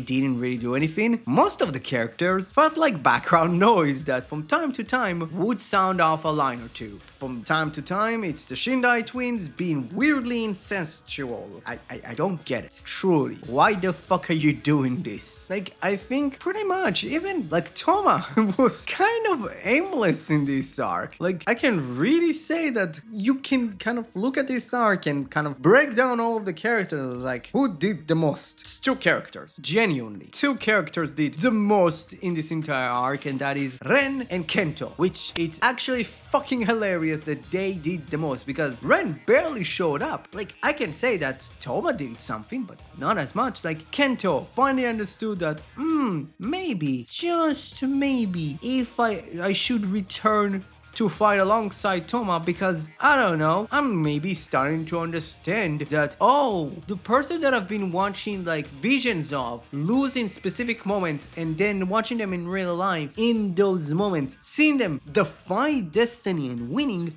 maybe they have the power to defy their destiny and shaping their own future. It took him a long time to fucking realize it, but hey, congratulations there, son. You fucking did it. And it was great that you finally fucking lost that stupid, like, I am Kento. This is always how I sounded. That was very funny. He's like talking this very low monotone voice when he's Caliber, and when he transformed back to a spot, it's like, I'm Kento. That's my regular voice. I don't know. Like, I get it. The entire point is like he's burdened by the visions, but it's like, I don't know. That feels kind of funny. It's like he's putting on a voice, and when he needed to put it on a voice, he just stopped doing it. I don't know. That was funny. But like having Kento come back was cool. Like, to be honest, like it's a fun thing to do, and it's like, oh, Kento has like a purpose. How much that purpose is protecting Shoma, which kind of takes a bit of his own agency and his own kind of goal of doing something for himself also, outside of protecting the world. But now I want to protect Toma. I want to live with Toma. When literally they're not gay. They don't try to ship them. At least they try to ship them, for fuck's sake. But at least having Kento get some moment with his dad before he came in and helped Toma and the rest of the swordsmen to create the Holy Sword of Swords was cool. Like, it gave Kento this big kind of underlying circle of like, okay, it completed his arc. He kind of understands that his burdens shouldn't be carried alone, and he can help. He can get the help of other people to help him to climb up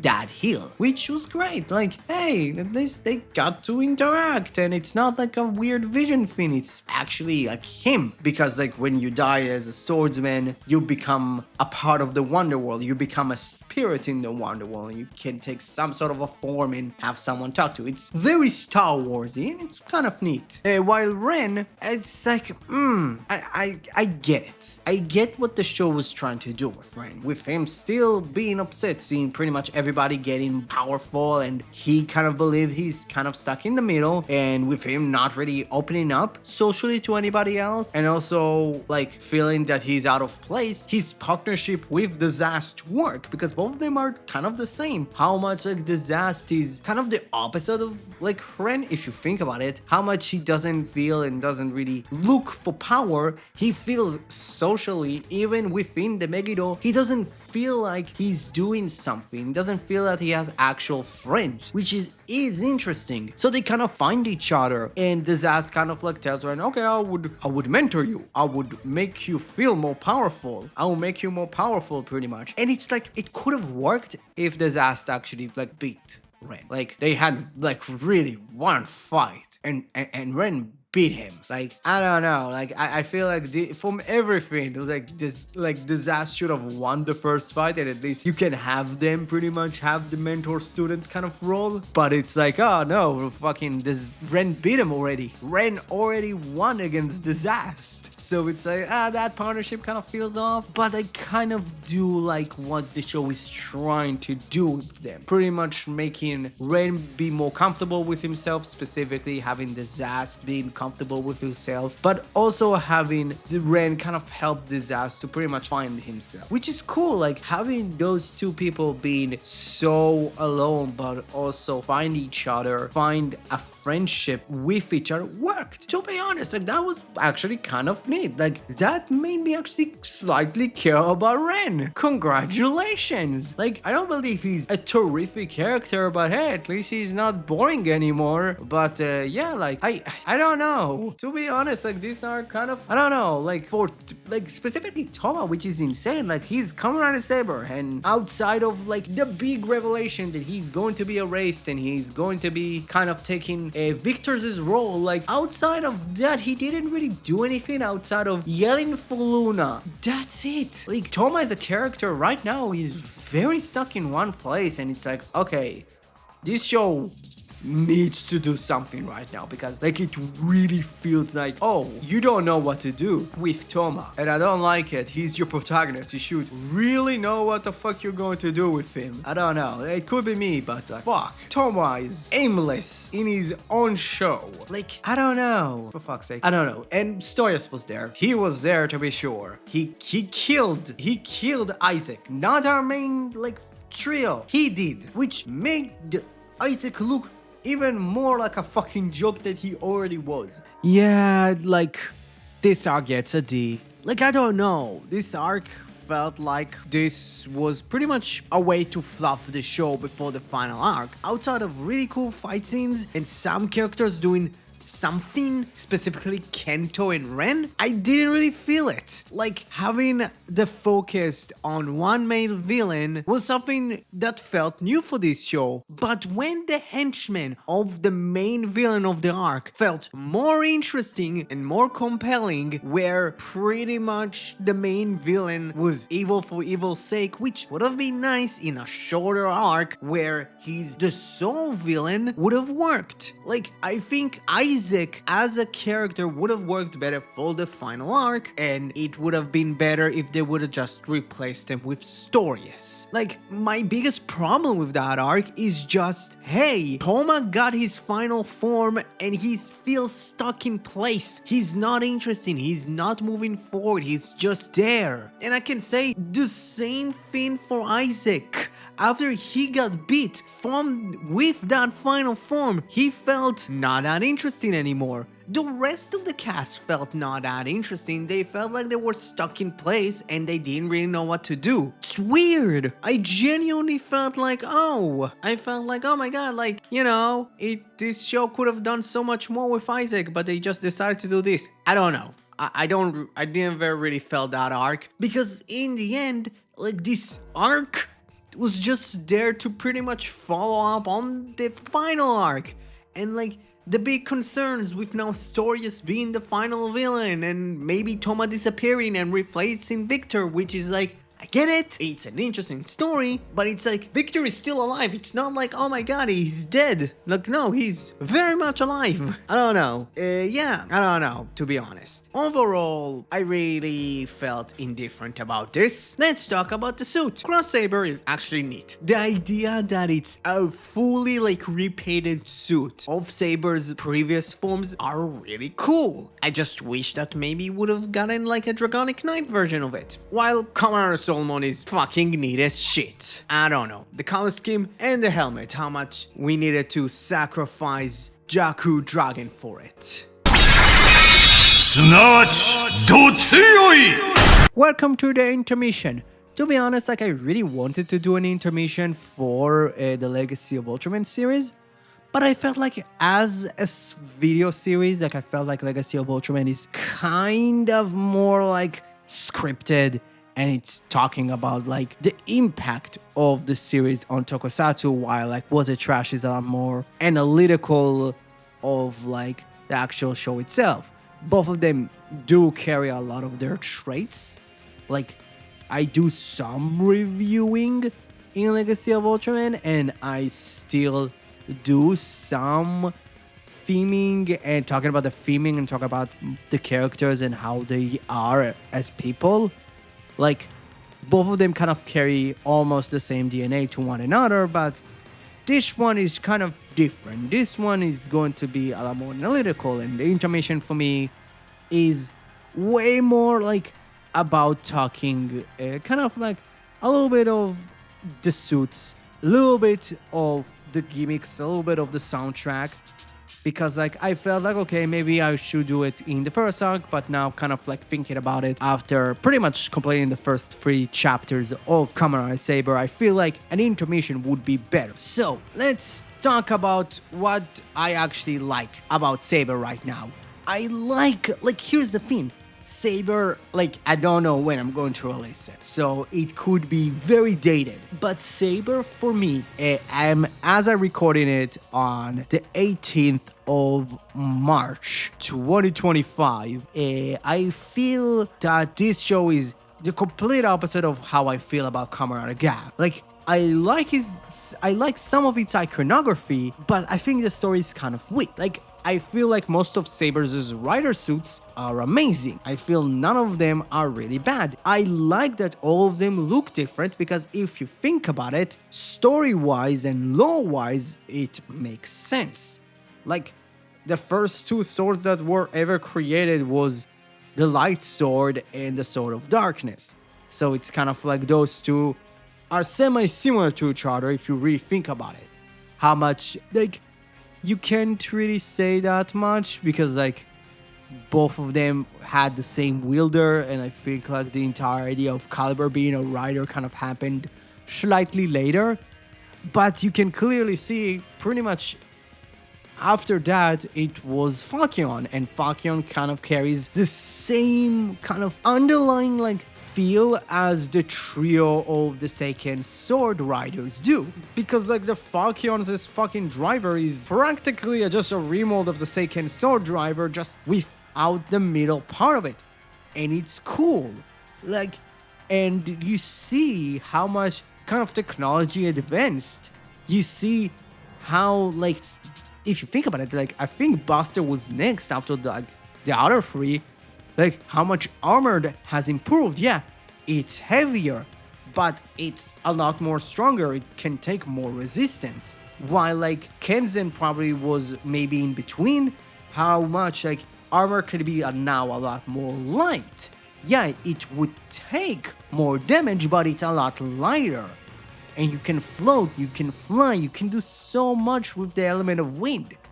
Then, like, Slash is, I think, like, if you think about it, like, the most recent fucking sword that was created with him having a gun. Like, that's cool. And having kind of both, like, Sabella and Durando's, like, theming very being semi-steampunk works well to be kind of this connection between like Slash and probably Buster, like sword-wise. It's so interesting, and I really do like it. I wish that, I don't know, the sound effects for those like transformation devices weren't fucking 6 minutes long, because oh boy, all of the fucking Saber weapons are so talky. Why they're just saying a bunch of sentences? Like, they're saying fucking full-ass stories. I'm like, I can get it. The theming and the gimmicks are books. But can't you fucking do a little fun jingle? Why the fuck it takes you 1500 years to transform? This is literally the thing that old head Toku fan like really hates about Saber. It's too talky. I hate it. But like overall, like the suits are really cool, both for the riders and the Megiddos. I think the Megiddos are fucking cool looking. I really do. I really like how all of the Megiddos look. How much like I think some of them just kind of look weird. I think Storius being a jester just doesn't work. Like he looks odd. I don't know. While like having a character like Isaac taking a rider form is interesting, and again it shows with him transforming without a real sword shows how powerful he is. Again, it shows how much like the gimmick is the swords, and that's what our users use. The books are the powers. The books are the true powers, so having the sword be the thing that you need to unleash to create the rider form, and having Isaac just press a button is like, oh, he's more powerful. Like, that's great. Like, from every fucking, like, jingle slash I don't know what, like, Solomon's fucking transformation fucking is cool. Like, fear is coming soon. It's cool. I don't know.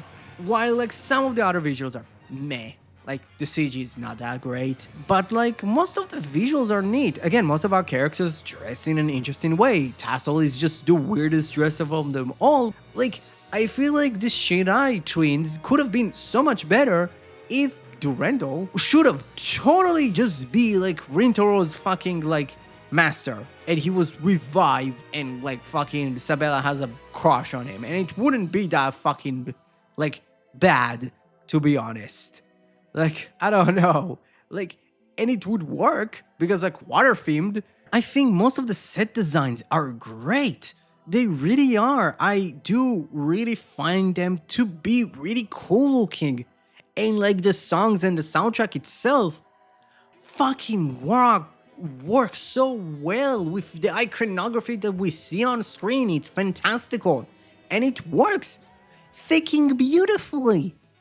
While, like, most of the songs are fucking great. Like, the opening, is a fucking ska opening, and it's cool. Like, the Mirai part in the end of the opening seems to be, like, the singer can't really carry that high note, but it's cool. Having a dance theme as, like, the ending song was like something that we barely or even ever got in Kamen Rider, where, like, at the same year we had, like, Zenkaiger, and Zenkaiger just had, like, an opening song, an opening dance number, which is cool. Well, like, most of the, like, insert songs, when I'm not really going to talk about them in length in other parts, but My Will Save Us works. It's such a good song. Rewrite the Story is fucking great. Like, finally getting, like, something that is interesting, something that is cool, because, like, oh, our free writers are singing and they get, like, very thematic lyrics to their, like, personal growth as character works. While, like, fuck, Multiple Exposure as a movie song fucking rocks so hard. It really fucking does. And also, like, this series had a Warlock song. If you don't know, Warlock made the song for the Grease V Cinema. And it did, I think, the Book of Power. And, like, it was never actually played in the show. Like, an instrumental of it was played. And I'm like, I was listening to it for the first time when the Best Collection came out. I was like, that was in the show?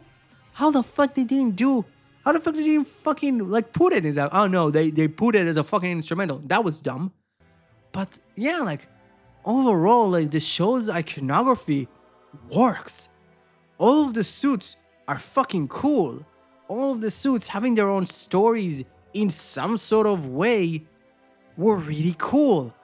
I just wish that Espada would have gotten a fucking final form. You know, a real one. And not a V-Cinema special form.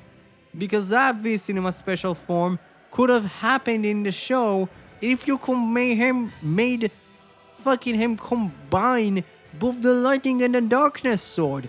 But I'm sorry, I'm digressing. What's your overall thoughts right now about Kamen and Saber as a show? I am interested. Please tell me. You can timestamp this exact moment in the episode, in this video, where you actually want to talk about it. But I don't know, like I feel like a small intermission, kind of like just talking without a script is something that I should do in this type of like video series, because I feel like this part not being scripted is kind of like just me hanging loose, kind of talking what I really wanted to talk about. Like it's mainly just saying that Durandal should have been in so much better like usage if they would have done something interesting with him. It's purely me just ranting because like Durandal is my favorite suit and this is what you do with it? What the fuck? Yeah.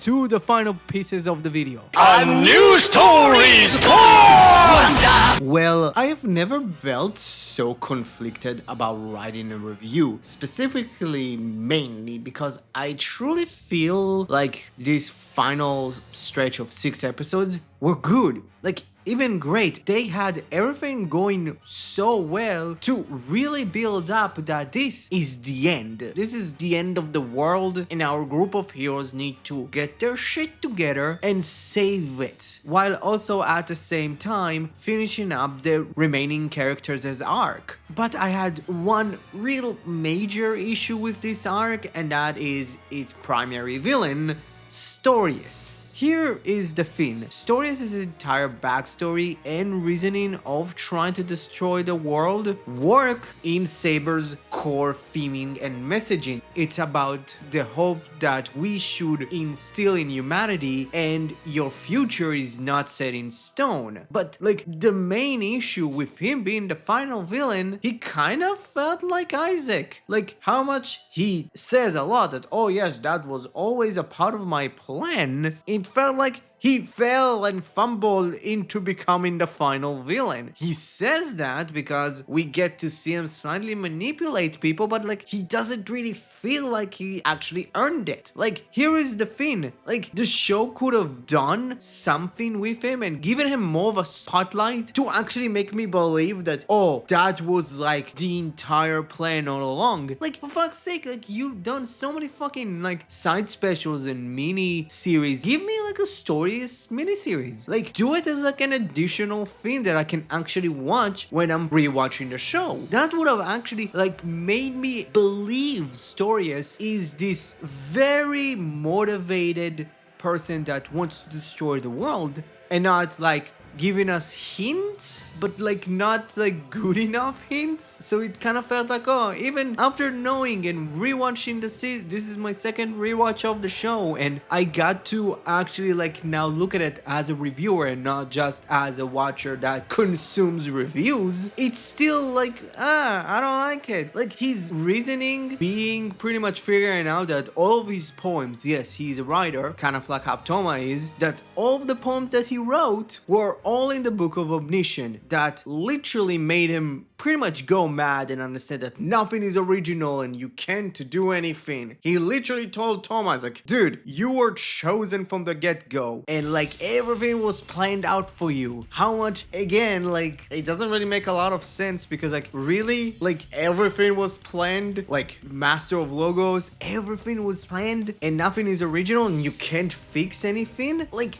it worked, but like I wish like we got to see Storius each and every time say, oh, nice. Okay, everything goes to plan. How much like if he like saw it goes to plan and he saw himself going mad, it's like wait, no, like because we get to see some glimpses of young Storius and young Zeus and young Legiol, and all of them were like people that when they were looking for the Wonder World is for peace. They wanted to feed everybody. They want to tell stories about the world. They want to have this kind of status of like we saved people, and having Stories, read the book. It's like all of my poems are like already made, and it's like, oh, like I became a banger. It's like I don't even try to think. And yeah, like I understand as a writer, as someone that does creative shit, seeing, you know, knowing that now my art was planned all along, yeah, I would go suddenly mad, but like not trying to destroy the world. And the show really wanted to connect both Toma and Stories' characters, and it could have worked again, because the show never really leaned on those two are destined to fight. They did it with Legiol, because for fuck's sake, like the entire point of the three Megiddos, all three of them are connected to a specific like rider. Like Toma uses like a legend beast, yeah, it's a legend beast book, like that's his main form, so of course he would be connected to Legiol. Stories is based on a story, and he is supposed to be kind of connected to Espada, kind of, while like Zeus is a beast, like Blades. But like that's the problem. Espada didn't got his real like Megiddo villain because Toma took both, and that's kind of like my main problem. Like here's the thing, I think that with the right build-up and with the right care to actually like push the story forward, it would have worked a lot better. I think what they had was good, it truly is, but it's like if you just kind of swapped around and kind of like try to push Stories as this manipulating villain and kind of like have him feel more threatening, not only intelligent wise but also strength wise, I would have loved him more. Like I think that he's okay. Like his idea of calling Toma his hero is a neat thing. Like you could have literally built up on that. Like literally he could have called Toma his hero from the get-go when they first met up in like episodes 6 or 7, something like that. But like they didn't really do that. Again, it feels sort of place, because if you think about it, it's like he did some crazy ass shit. Like literally he was like responsible of destroying the Wonderworld. He killed Victor. He pretty much destroyed Earth. He pretty much started to merge the Wonderworld and Earth, and it was like cool. He even fucking brought the Demini Guru from fucking DMC3. We're not gonna talk about it, aren't we? But like, I wish that Stories was built up to the level that the show presented him as. That's the problem. The show presented him as this big imposing figure when he was needed to already be imposing and threatening. It's kind of like he was always in the background and now he's just there. I'm sorry, Master Logos got built up better, and I felt like Master Logos kind of fell into his role as the main villain. I'm just saying. But yeah, like I don't know, because the Stories is kind of core theming and like ideas like touch me on specific stuff that I like in Toku. But like, you didn't do that. I don't know. Outside of Stories being the main villain, I truly enjoyed this final arc, because like it did stuff that really touched me. It told stories with theming and meaning that I like in my Toku shows. The idea of moving forward and turning a new page and trying to change what your destiny is, it's Keiichi Asagawa. It's resembling a lot of Keiichi Asagawa's work, how much he wasn't there all the time, and it wasn't really his show, it worked. I like those types of theming, and I liked that rewatching the show changed a lot of my opinions. Like, for fuck's sake, this arc made me actually understand Ren, and it's like, oh my god, we bullied, we trash talk, we told everybody that Ren is the worst character out of the show, but it's like, for fuck's sake, I don't believe that he's that bad. I believe he's now serviceable at best because he had an actual semi of an arc. And again, it could be me binging the show and kind of like really putting it together, because fuck, like binging Saber works. I'm just saying. Like having Ren finally realized what Toma has been telling him all along, that strength is being gained by the people that are around you, and having this ass to be the character that really helps him realize it, like a character that cannot die and would always kind of regenerate, and having pretty much him understand it's like, like you need to understand, you're human, your time on Earth is limited, you need those friendship, we need to be friends. And like the way he says it is like, oh, let's spar, because he doesn't really get how to convey friendship. And having Ren, after losing countless countless times, it actually like conveys that, oh, okay, maybe I don't want to be strong anymore. Like I'm fine being 4th, 5th, or even 6th best, which is like, wow, that's like a genuine big turn for Ren's character. And how much, yeah, they got to have that fight, and Ren physically won. He won emotionally. He like understood how's it like to lose a friend, because how much he can call Kento his friend, they were never really friends. They never really felt like they had a real friendship. It felt like Ren saw Kento as a mentor, and that's it. He always had mentors and he never really had friends. That's the difference, and it worked so fucking well. Like Ren's entire character was great. Yeah, how much, to be honest, like I truly believe that Ren should have lost a lot more to make us like feel that like Ren is looking for power because he's weak in some aspects. How much he did lose a lot, specifically around like the middle of the second arc and pretty much forward until like this one. But having Ren lose against Disaster for the first time, and his quote-unquote final fight, solo final fight, is about defeating Disaster. How much, yeah, like Disaster was already dying after finding Storius, which it was cool that he actually got to transform to a Kamen Rider in the show. It would have worked way better. And like the moment that fucking Ren used the fucking Disaster book to have like the Calamity finish, that was cool. Like that was something that just changing a bit of the story in the first half of having Ren lose could have made it could have made the story of Ren so much better, and would have actually like make like the show feel more like have a concluded ending for a character that I think we incidentally fucking like mad over. Like why the fuck we got mad about Ren?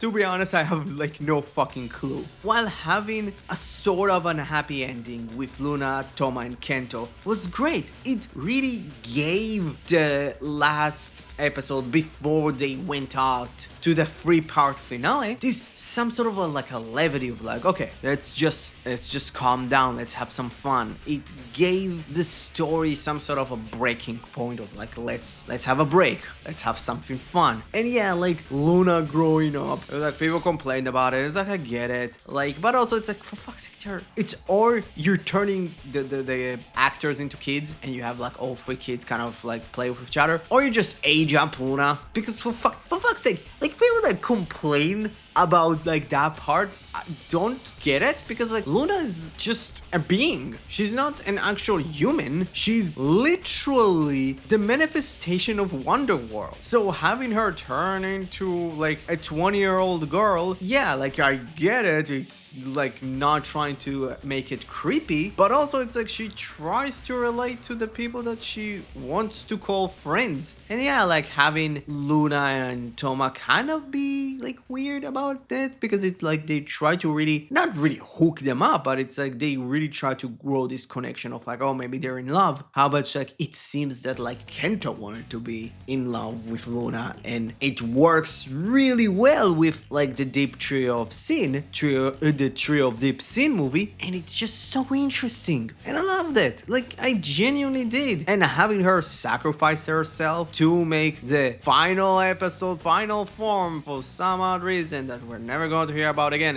in exception when 01 uses it, because I think he's the only other writer that actually uses his final episode form, which is cool. Like literally, like I enjoyed it while having Rentaro and my sorta get together. Like it's not fully, but they get together. Well, also like my speech in the final episode, like after Toma quote unquote sacrificed himself and decided that like, okay, I would revert the world back to what it used to be, and I would take the place of Victor. How much I just wish he would have stayed slightly longer, but her speech was great. It was genuinely like heartbreaking to hear her talk about like, oh, no matter where you are, don't be late, and having her try to release the book that he wrote was fucking brilliant. And also Keiichi Sagawa was there.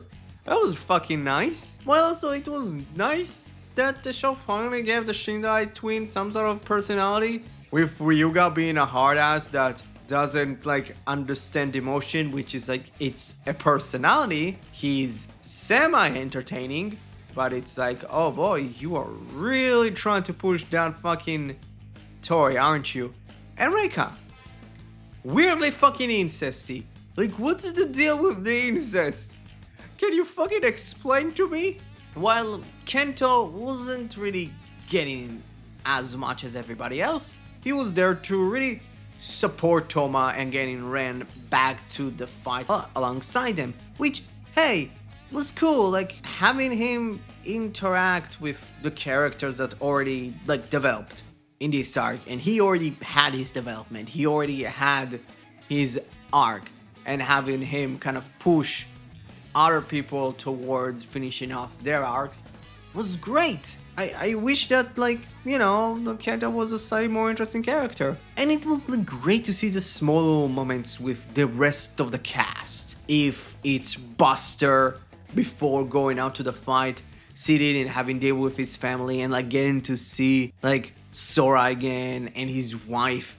And like I wish that maybe like they would have gotten rid of Sophia, because like I think like his wife could have been such an interesting character, specifically around the second arc. Like, I wish she would have been a prominent character. I think that it would have been kind of interesting. How much Daijinshi, from everyone, he was like the odd man out. He felt like he truly faded into the background, while also like in the final kind of like 5 episodes / 4 of like this final arc, having all of the people that are connected to the Wonder World pretty much start disappearing. If it's Sophia, which for some odd reason was given the Sword of Darkness, which like I don't get. Like I get they're really trying to make the connection between her, Ayato, and the original Saber, but it just felt so out of place. It's like you had Mike, like everybody. Pretty much since like I think the second, maybe even third arc, he's like, oh, she should probably be a Spada. Like people are like, oh, let's keep like let's have like Kento continue to be Caliber and have Mai be a Spada, because like when people like saw the picture of Saber, like when like a lot of the press release pictures and stuff was released to the audience and to the world, people thought that, oh, Espada is going to be a female, which is like, it is interesting how we look at specific color scheme and attach them to a specific gender. But I don't know, like having Sophia be Caliber just kind of feels so out of place. I don't know. But like Yuri was the most interesting one because he's the one that kind of like gave up on his humanity, and specifically because of like his constant battles with the Megiddos and like friends that became enemies, he was the one that kind of like ostracized himself from everyone. And he kind of does it again, knowing that he's going to die, knowing that like literally he understands that, hey, I'm on borrowed time, and wanting and pretty much killing everyone was fucking great. Again, why the fuck Sophia's Caliber? If you don't want May as fucking Caliber, fine, use it for fucking Espada. He has a final form that is kind of relating to darkness that you presented in the film cinema, which is a complete fucking retool of a suit that, yeah, you used in the final episode, but just using one more suit. Dragar, you could have done that. But they really wanted the all 10? I don't remember how many riders, but all the riders transforming at the same time. Yeah, but I can really say that I enjoyed this final arc. Yeah, how much... There is stuff that I didn't like. Again, I feel like Storius as a final villain hurt this final arc. At least like the way that it was done. Like, I think that Toma should have lasted longer in the Wonder World. I wish that Daijinshi and Kento would have gotten more to do, because fuck, those two characters kind of felt out of place in the end of the show. But I really love that this arc really captured an atmosphere that some shows can't. Again, you felt the dread. You felt that moment where all of like the swordsmen coming in and walking towards Temini Gru. Like, that was cool. Everybody, when they're talking about Saber and they're talking about specifically the final arc, everybody has that picture in mind. And it's like, how many shows can actually do that? How many? Like, I don't know, like it captured an atmosphere so greatly. And like the final three fucking episodes being a long ass fight scene was great. Yeah, like there was the console that was revived that I never got to talk about because like for fuck's sake, like barely done anything. But still, they had really cool suits too. But overall, this arc gets a B. Overall, this arc really captured what this show was kind of supposed to be all about. Being hopeful, fighting for your future, and running forward because your dreams don't end. Because in the end, there is another hill to climb. There is something greater that you can achieve. And if you want to achieve something greater than you need to do it together.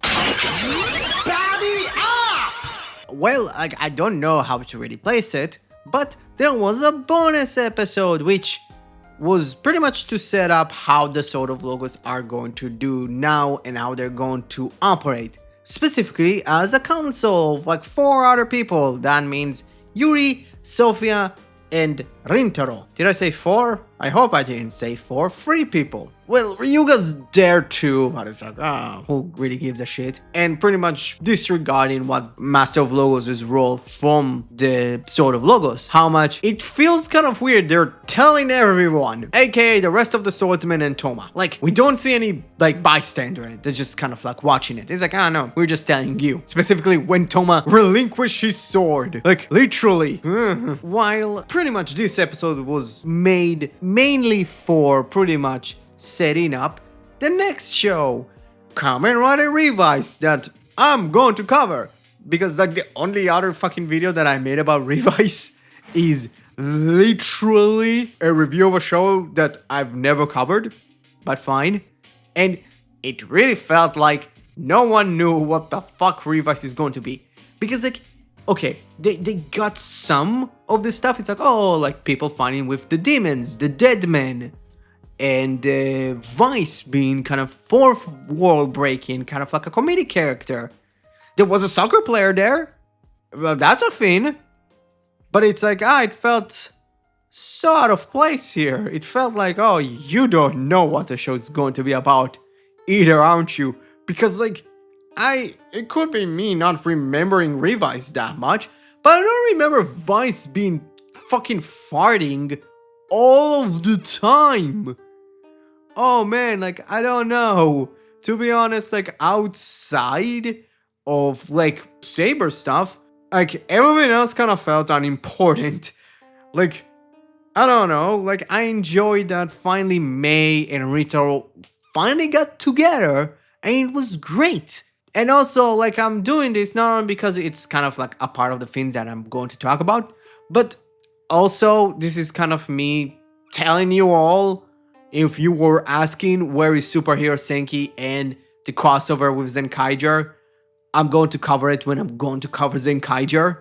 Like, I'm sorry, but like, I feel like this video is going to be long enough.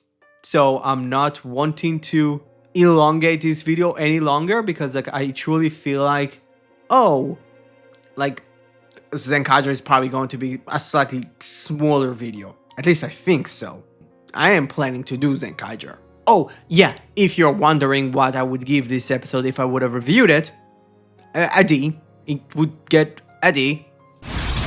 But 2. Fuck, I still love Trio of Deep Sins. It was an odd movie to rewatch, mainly because, like, I was coming from a different, like, lens since my first watch of the movie, from hating what the show was doing, mainly because I put other people's opinion onto mine, to now growing to actually like the show and its characters. And watching this movie after almost 3 years of doing this, 5 years from pretty much when the movie released, it's odd because mainly Saber is a show that kind of stuck to a formula. Like, I'm going to talk about it like way in a bigger lens around my overall thought in the end of this part, but it never really tried to went off the beaten path and try to experiment. But this movie was so experimental, no other V cinema actually tried to make another movie like. Because like literally this movie never really felt like any other V cinema. Like other V cinemas just felt like an extended episode. Like for fuck's sake, like I can say it because like I reviewed one. I'm going to review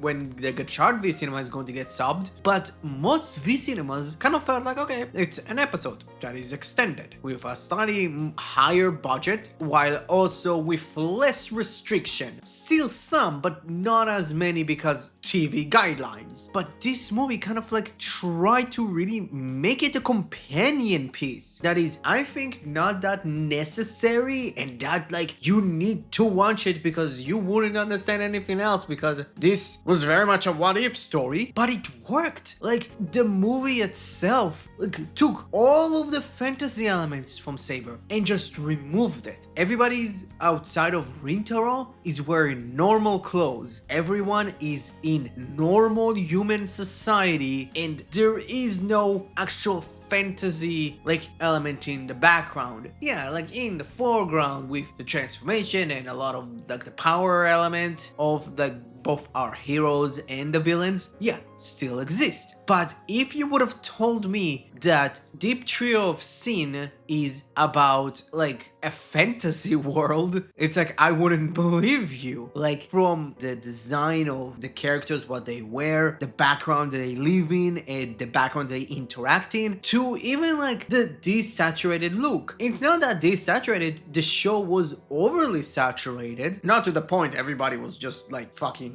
like orange, like Donald Trump orange, but the show itself was very heavily saturated. You can see it in the color correction. Here it's like the movie is slightly muted, slightly. Like even like the trio in the title don't interact with one another. Like we call it trio of deep scenes, and it's like the only time that our trio get to interact is mainly Rintaro and Kento. That's like the only scene they got together, and that was a scene that they already were forced to forget about one another. And it's so cool and it's so interesting and it's experimental and I like it. And how much it's still a companion piece, this movie was still pretty much wearing the same type of theming and messaging to the series. It's about moving past trauma, past loss, past life, just to turn it, because everybody gets a chance to turn over a new page to make yourself a better future.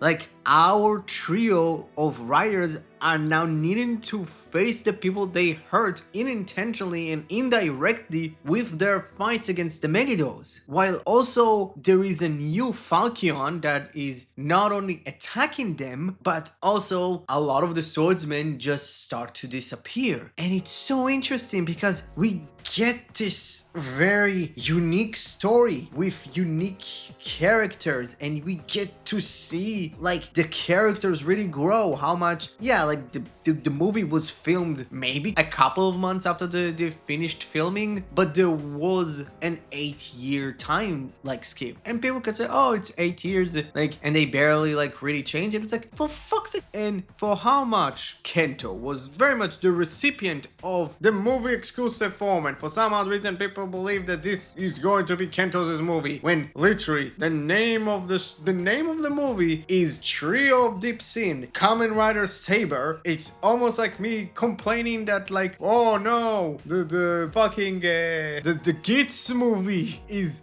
it's not fully about Azuma. It's also about Ace and everybody else. It's almost like I can pull the same thing on a very bad movie. Almost surprising. But how much Kento was the recipient of that movie exclusive form? He was the one that I think got the least, because Toma is still the protagonist of the movie, while Rintaro at least got to interact with his real father. So like at least that was interesting. But Kento, I kind of felt like, oh, like if it was fully a Kento movie, I would have been more interested, but it's like, it's not as interesting. I'm not even saying it was full on bad, but it was like, next to everybody else, you're kind of like less interesting. I'm sorry. So Kento is engaged to be married with a girl that lost her fiance in a result of the writers fighting a Megiddo. So she pretty much grew resentment over the writers, specifically Espada, because she got to watch him, and pretty much when she got the opportunity to meet Kento, she pretty much jumped onto that opportunity and charmed him enough, not only for them two to actually start dating, she charmed them enough to bend to one knee and propose to her. And she pretty much got close to him to slowly and slowly start erasing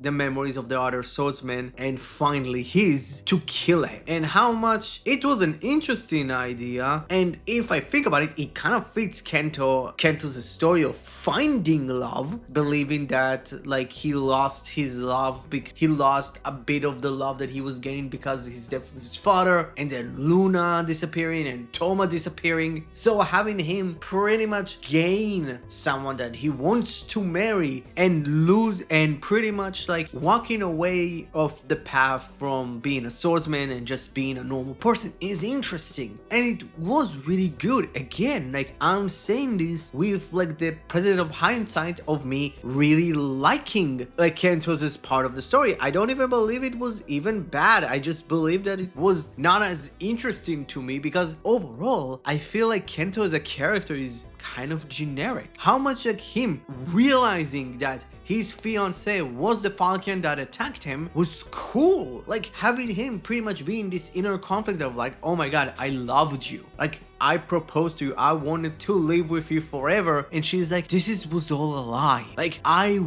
wanted to kill you. I wanted you out of this world. How much you saved this earth. Your countless and pretty much irresponsible fighting killed one of my people, my love. And it was great. And having him pretty much like understand that I need to fight my fiance in this church that not only I chose because I felt like it looked beautiful, but also this is the church where your fiance died was great. And yeah, how much I still believe that him getting his final form with the realization that he needs to fight his fiance but he still wants to protect her was cool. Power set wise, kind of weird. Like that part of the story was great. Having him like wanting to protect her, and when he defeated her and the sword of void started levitating and switching its place to stab, and it stabbed her and he wanted to stab himself to die together with her. It's almost like he still doesn't understand that, dude, like we're not meant to be together. We will never be. And it's so interesting and it's so compelling. Like literally this was so interesting of a story because he still wanted to protect her, even knowing that she was a bad guy, even knowing that she wanted to kill him. This was fucking great. Like I truly fucking enjoyed this part of Kento's story because it works for him. Because he was always looking for that love. He was always looking for this partner. If it's Luna, his dad, Toma, like he wanted to do something of his own. And now that when he got that time, it disappeared. It's so interesting. Like I really enjoyed like Kento's part of the story alongside Rintaro, because Rintaro, in my opinion, like the way that I've kind of structured this review is like, okay, like I need to talk about Thomas last because like he's the main character and the protagonist of the movie. I really enjoyed Rintaro's story because I enjoy Rintaro as a character, as a man that was born without his actual blood family and was raised by the Sword of Logos and by the blades that came before him, and he's want to make a family and he's want to make his friends his family. His villain of the part of the story that he's a part of is his real dad, which is so fucking poetic. And learning that his dad wanted to be a part of his life, but because of his occupation being a first aid responder and needing to travel around the world, it's a problem. So he sent them away for the Sword of Logos. And time passed. Kento's father figure in the blades that came before him died, and he became the new blades, and he was fighting a Megiddo. At the same time, Rintaro's father was helping people, but the casualties were genuinely numerous. Like, we see like a scene which is like, fuck, like if you watch the news, this is not that similar of a scene to what we see in our day-to-day life. And it's like seeing this is like, oh, that's fucked. And it's like his dad kind of like wanting to realize if he's a man enough, if he actually would like to see that the man that Rintaro grew, because he looks at Rintaro's fight, he's like, yeah, you saved a bunch of people, but how many people have you killed because you wanted to save people? Like, that is fighting without any caution. This is fighting without no real knowledge of what you're doing. And having him, I don't want to erase you from my memory. I don't want to erase myself from yours. We're gonna fight. Whoever wins, is going to forget about the other. It's this idea of like, or I'm going to forget about my son, or my son is going to forget about me. And it's tied so well with Rintaro's like familial feeling. Like even him specifically being on and off with Mei for the past 8 years, going on fights, because Rintaro is a goofball. He is. That's his type of character. He's not the type of guy that would take himself very seriously. And having Mei kind of like, quote unquote, growing up and starting to take herself seriously, and having those two clash is super interesting. Like, I really like it. And having him pretty much understand, it's like, okay, I need to fight my dad. And they go and they have that fight. And it was so good. It was the best fight of the movie. Yeah, like you can say that Espada's fight was cooler, but Rintaro's had way more weight to it. Yeah, like the bloody people coming in and crawling over blades is a big problem that I kind of have with a lot of video cinema, because like I'm going to mention it in my overall thoughts. The overusage of blood, specifically in this movie, is kind of like, oh, you're just doing it to be shocking. I'm sorry. Like, but it was still good. Like, having Rintaro hearing and seeing the people that died because of the battles that he was a part of wanting to protect people, still not, he still didn't bend the knee and said, yeah, you're right. He's like, no, I understand. Our fight killed people. I don't say that we are in the right for it, but I carry this burden not to sink myself into the ground, but as a weight for me to get stronger. This was fucking beautiful, and having him in the end defeating his dad and forgetting about him is genuinely sad. Like, literally, this was fucking depressing, but at least like he finally got with Mai, and it's very obvious that they're together now, and it's great, truly. And you know what?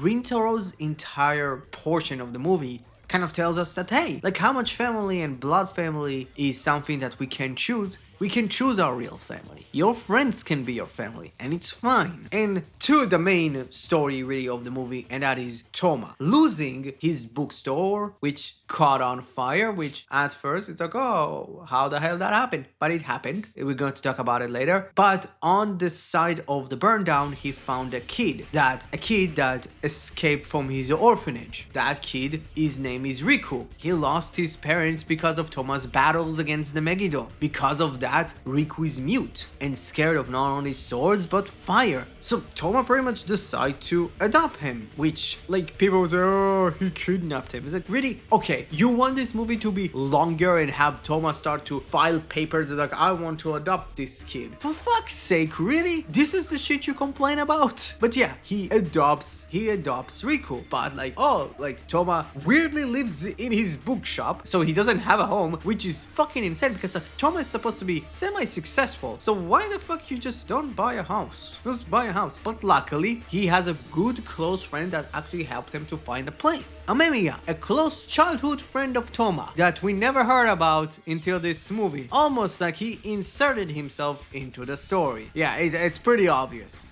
who and what Amemiya are really about. But I do love Amemiya as a character because he kind of represents how would Toma be if he would take the tragedy of what happened when he was a kid and became frustrated and just go along with the traumas that he expected, because he also lost his parents to pretty much the fight with the Megiddo, which seems not to be like when he was older, it's when he was younger, while he also have amnesia. Again, it seems that like they really try to connect Toma and Amemiya really to be the same character, but just they walk this on completely different paths, which is like super fucking interesting and super fucking compelling in my opinion. Like having Amemiya be there all the time and try to help Toma, but at the same time slowly and slowly erasing him from everybody's memories is so cool and so compelling. And yes, it's super obvious that he's Fakyon. He's the Fakyon that is chasing both Riku, Lucky, which yes, Toma has a golden retriever now, which is neat, but he's the one that is chasing Toma. He really wants to kill Riku because he wants Toma to suffer, because he believes that Toma was responsible for his parents' death. But having him slowly and slowly kind of like going mad and trying to kill Toma so many times in front of Riku is so cool. It really paints this deranged like lunatic that believe that yes, if I would kill you, everything would be fine, which is what the Amazing Siren book wants, which is really interesting. It's very similar to Primitive Dragon. It's a book with its own type of like thoughts, but it like goes after people that want to kill and want revenge. And it works specifically well with the Sword of Null. But having the moment when Amemiya almost killed Toma and Riku gets to finally speak after we just hear him most of the time when he tries to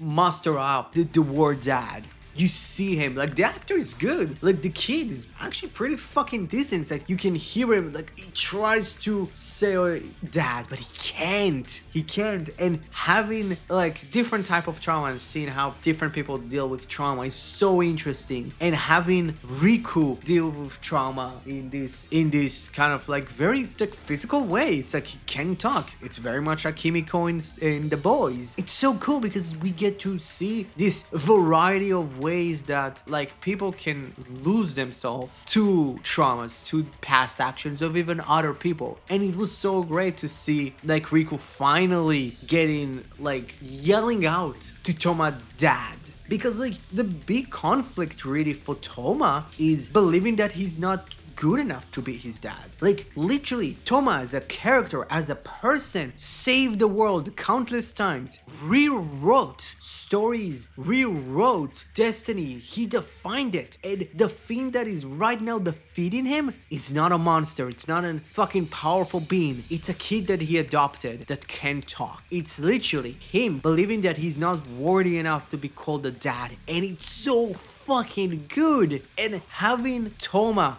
realizing that Amemiya is young Riku was so interesting, because he said, hey, thanks Riku, and he's not like looking at Riku, he's looking at Amemiya. It was such a brilliant way.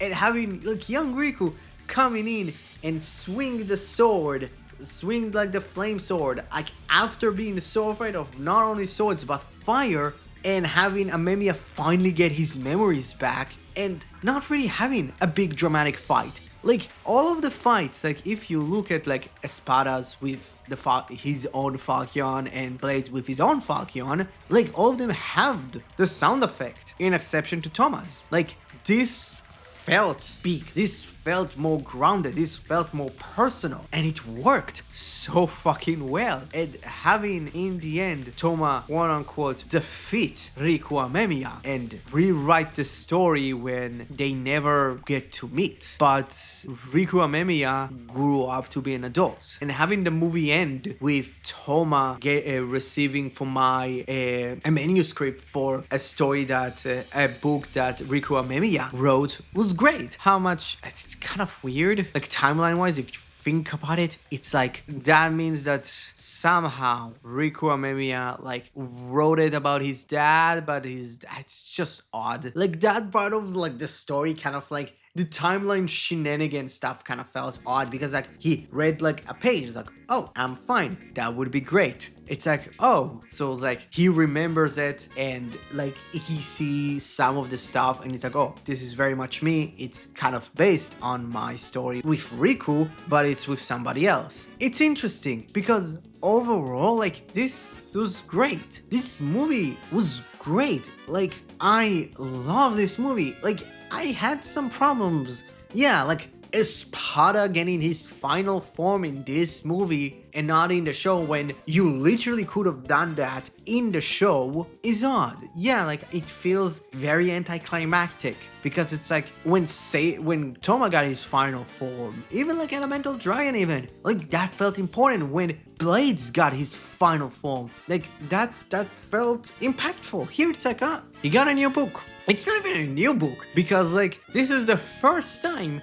that a book and a holy sword somehow got an upgrade. Like literally, it's not like, oh, Arabian Nights came from out of nowhere. It's like, no, Lamp de Aradira transformed into Arabian Nights, which doesn't make a lot of sense. I still believe that like if you were want to do something really interesting and that is just use two swords and have that would be the reason why like Espada got his final form. Like it would have worked better in my opinion. And there is something that I see that like this movie kind of started and it is going to be interesting like moving forward, seeing like not only 01's V Cinema and Gachards' V Cinema, even Revice's V Cinema, which I never actually watched, like how much like the tone is going to change because like fuck, the amount of blood that they use in this movie is actually kind of stupid because it's like it felt like they really wanted to feel edgy. When like Rintaro's dad, after he got right, he spewed so much blood. It's like, it's not even disgusting. I'm not even disgusted about it. I'm just like confused. It's too much. I don't know. That's like the only part of the movie that I didn't really like. While also, like, I truly believe that this movie fucked a bunch of people over with like their concept of like how the fuck like the Null sword just appeared. It's like, I think it's pretty obvious that like that wasn't the real Null sword. It clearly is still with the still in the hands of Kenzen, and pretty much it's the Amazing Siren creating it because like the Amazing Siren Wonder Book can create illusions. So it's like how hard it would be to just, you know, create the illusion for this book, for creating like a holy sword. Like, at least I think so. Maybe it's me not fully remembering what Kenzen did with the Sword of Null, but I truly believe that just it's the Amazing Siren creating itself the sword because it works so well with it. Yeah, how much I had those small problems with the movie, I still loved it. It didn't feel out of place. I tried to tell a different type of story, but with the same theming that worked. It really did. It had really great and interesting visual aspects. It had really great character aspects with already existing characters, while also adding interesting and correct like theming correcting like to the character's way. It worked for me. Like this movie and this show is very much about destiny doesn't defy you. Future doesn't defy you. Those are things that you can change. You can make new friends. You can make a new family. You just need to believe in yourself. And it fucking worked. And it's amazing. This movie gets a fucking gay.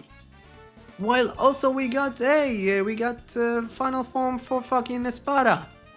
It's just Primitive Dragon.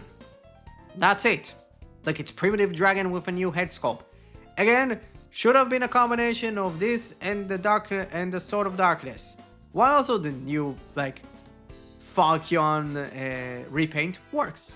It really does because it's just an inverted Falchion. The end of the story! Well, Kamen Rider Saber was a pretty decent show. It had problems, mainly the third and the fourth arc's villain, and the first kind of feeling that we're going from character to character without really sinking in who they really are. But it seemed that the second arc took the problems of the first arc and kind of made them canon. The show itself, how much the original idea was completely unique and completely different than what the show came out as, being pretty much Toma being a lone wolf swordsman that goes from village to village trying to befriend the other swordsmen and fighting the big bad guys, kind of came out to be a pretty good show. Yeah, they did their best with this very interesting scenario that Toei was handling it, but it weirdly worked. Most of the characters were really fun and good. Like, some of them are genuinely more memorable than what I remembered. Some of them are just like, they're not bad, but the best way to I kind of like need to say it's just boring. I think Toma's a fine protagonist. I really enjoyed him in his very early run in the first arc of just kind of being a prick while also trying to do his best to become a hero while struggling in the second arc, not only fighting the Megidos but also fighting and trying to prove the people that he once called friends that maybe what Daichi said was actually correct. And pretty much when everybody kind of like came back to his side and he kind of around pretty much the third arc, he kind of stopped developing and just was stuck in this leadership slash chosen one role until the Trio of Deep Sin movie, where he really got to step out of the superhero role and actually try to become a more, I would say, grounded hero to Riku. The one thing that I wish the show would have done better with him, and that is actually just use the amnesia a lot better, because in one point it was just forgotten about after he got the Dragonic Knight. But overall, like, I truly enjoyed Toma. Yeah, he was a little bit less preachy than what I expected, but he was fine. While Rintaro was great, developing him to become at least semi-normal to what he was in the beginning of the show, with him interacting with more people, while also having him be the love interest for Mei, show how much he has changed as a person. And I think literally the show did him best around the second arc, with him having this inner conflict of not only wanting to serve the League, but also at the same time wanting to keep Toma's promises, and him being the one that kind of joins last in that arc to Toma's group work. Like, but also having him pretty much have a semi-baked in feud with Zeus was really great. How much, yeah, like, it had a weird pause after he got his super form, but at least he got a great ending when he got his final form. But then he faded into the background, which is a sentence that I'm going to say a lot in this part of the review, but I really liked it. And having him, at least he's part of the story in the Trio of Deep Sin movie, being finally meeting his dad and then forgetting about him, which was fucking nasty, but it worked. Blades Rintaro as a secondary fucking worked so well, while Kento is pretty much the first character that I can say that the show really dropped the ball with him mainly having an interesting story in the first arc, with him wanting to know what happened to his dad and why he's considered to betray the League. But the problem is he wants to do it on his own without anyone else's help, so pretty much when he disregarded the help that was given to him, it was showed to him how much he was in over his head, not only losing once but then being defeated and being consumed by the Sword of Darkness, which could have been his demise, until Isaac pretty much brought them back from the Shadow Realm, pretty much starting showing him fake visions of the future, bringing him back as Comrade Caliber, which is still like a really cool thing that I truly believe the show doesn't really get enough respect for. The problem is specifically in that arc, and that is he's constantly getting visions of the future, but he also getting visions of the less than far future. And when he gets gets to see specific moments that he already got visions of, and he sees Toma changing them, he's kind of like, oh no, I need more evidence. No, it's fine. Like this is fine. And when it happens way too much, he's still kind of constantly lying to himself and not wanting to believe that, oh yeah, maybe Toma is defying destiny. And he pretty much sticks to that role for so long. You know how long? Almost 13 episodes, which, like, at some point you need to start understanding that, hey, maybe, just maybe, there is someone manipulating me. But yeah, it was kind of neat that when he returned to the Spada. How much? To be honest, like, come on. Like, the idea that he just didn't decide to dual wield both swords, or, I don't know, give him an actual upgrade. From everyone, he kind of felt the weakest, so he felt substantially weaker than anyone else. Because, like, you know, they could have used Arabian Knights, just the same, because it would have, like, worked. You know, fusing both the lightning and the darkness sword, pretty much symbolizing both his redemption and his dad's redemption. I'm just saying that the problem is, after he joins Toma, he once again fades into the background. I think Kento is the character that kind of symbolized having too big of a cast and not really knowing what to do with all of them,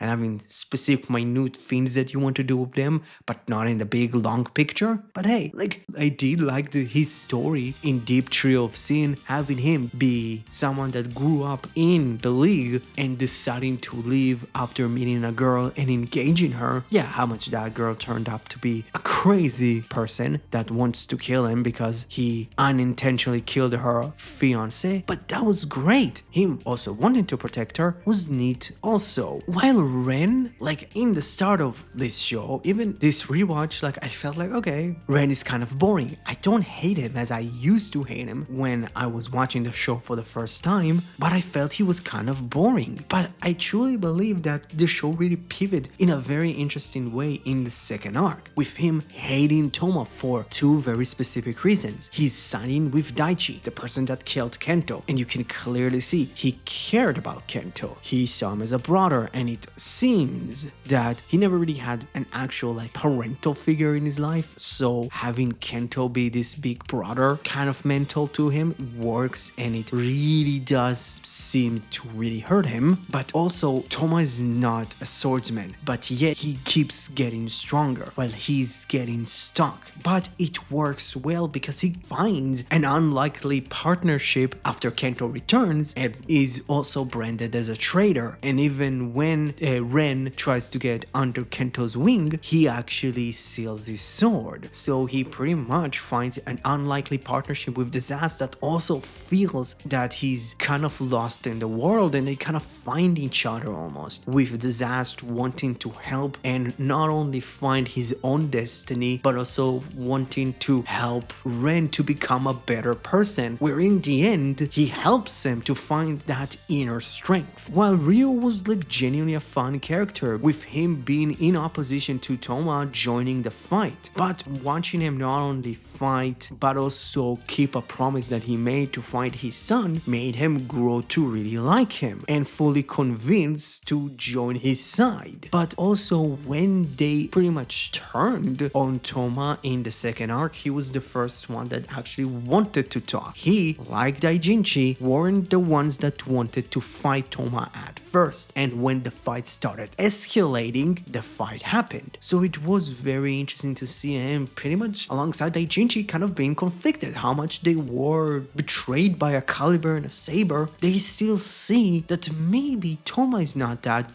bad of a guy, and having him wanting to duel Toma, see his strength not only as a swordsman but also as a hero, and that being the thing that changes Ryo to pretty much switch sides, and having Ryo help Toma was great. But after the second arc, outside of couple of scenes that we get to see him, he once again fades into the background. While Daijinji was a genuinely fun character, because out of in the first arc, out of Toma, Rintaro, and Kento, he was one of the minor characters that actually got some sort of a story and some sort of an arc, with him wanting Toma to gain his trust. And with Toma actually searching everything about Avalon and having him pretty much discover what not only about Avalon but also the Megiddo they were fighting, that was the moment that, oh my god, okay, I'm fine with this kid. And that was really cool and that was really interesting. And having him pretty much like Ryu wanting to see if Toma is worthy, and specifically for Daijinji worthy of holding and being the wielder of the Holy Sword of Flame, was great. Having him wanting to hear his sword and wanting to see if he can actually fulfill the destiny of that to be the wielder of the Sword of Flame was great. While also having him being a blacksmith and pretty much having his family lineage being a bunch of Holy Swords blacksmith worked with his lore. He was the one that kind of got us a little bit of a taste of the Holy Swords of Swords. But like Ryo and some characters, he faded into the background after pretty much the third arc. And to my favorite character, Yuri. I genuinely loved his fish out of the water gimmick. It was really fun. But also him being the first swordsman was a neat little touch, telling us that yes, the first two swords that were created are the light and the darkness sword, which makes sense. And later it's the void, because yeah, you need all three of them kind of being created around the same time. And his connection to Bato was fucking fun.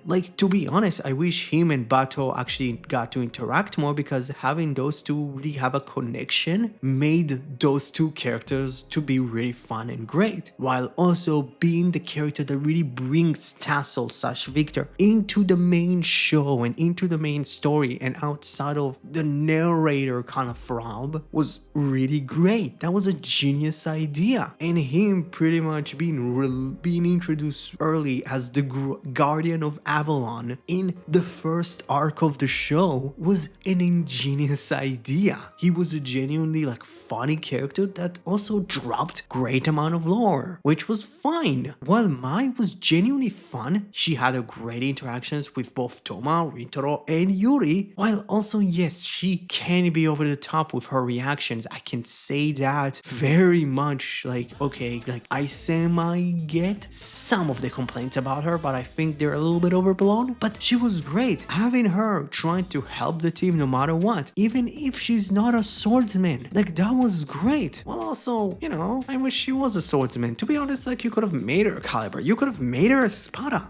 People wanted her to be a Spada for a long time, but the show weirdly wanted Sophia to be a fucking swordsman. I don't know why. And then there are the Shindai siblings. Well, as you can see, I put them together mainly because I don't like them. I truly believe they're the most one-note characters in the show. Literally, Reika came in as a evil bad guy one-note character, and that was her entire archetype. I don't care if she's a female. Cool, you can be a badass, you can be an evil bitch, but when you have no personality, I don't really give a shit about you. And then when they turned her anti-hero, she got in a little bit interesting, but and then she just became Ryuga's sister, which Ryuga is the most one-note character in the fucking show. She was ruined by just becoming weirdly incestual with her brother, which her brother also has no personality. How much they really try to give him a personality around literally the final 5 episodes of the show. I don't even believe it's 5. I think the last 3 or maybe 4 episodes of the show. It's just kind of sad, because Durandal is my favorite suit. And Sophia was there. While for the bad guys, Legio came out as the most cardboard cutout that the show ever fucking was presented. While Zeus was fun. I love that they actually have him doing something, specifically having this feud with Rintaro. That was great. While also, yeah, it was great that the show didn't make him a one-note, just stupid tough guy. like having him target Mai was great. I just wish that the rivalry and the feud between the two would have lasted slightly longer and not have a break in between pretty much Lion Senki and their final fight. While Storius is a fine villain. Not a great final villain, but he was a fine one. Mainly because the show didn't really build him hard enough to make me really feel that he could have been a great final villain, because like with a few tweaks and a few dropped line and maybe like a mini special about him, the show could have been actually a lot better. While Daichi being the first villain of the show, studying the conspiracy of what really going on with the Sword of Logos was great. Yeah, how much it was super obvious it was Daichi, but it didn't matter because the story was actually fucking interesting. While Isaac was just fun. Having a bad guy to just be a bad guy is fun. How much? Yes, it can be boring, and I think that was kind of the biggest problem with his arc, and that is his arc was way too long. If you would have switched things around, maybe like the show would have been maybe received better because he really felt like a threat. While Storius didn't really. How much like I didn't like that arc that much, I still loved Isaac. He really chewed the scenery in the best way possible. And overall, like this show was great. From the visual aspects of the show and the sound department, I talked about the songs. Yes, the henshin sequences are too long, but the visuals are fucking great. Yeah, how much the CG is not up to snuff, but it still has some of my favorite suits in Toku. Specifically, my favorite suits in the show are Jao Dragon, Dragonic Knight, Arabian Knights, Blades' final form, because I'm not gonna fucking say that, not going to even try, and Durandal. Overall, Kamen Saber was a fun show that I had some problems with it, but it actually exceeded my expectation. Because if you think about the show's production, for fuck's sake, being the first show that really fully operated on the pandemic, it worked. Truly, I truly believe that the show would have been slightly better if the cast would have shrunk down. Just keep it into the core 7 writers and that's it. But most of the characters were memorable enough. Most fight scenes were really fun. The story itself touched on themes that I love.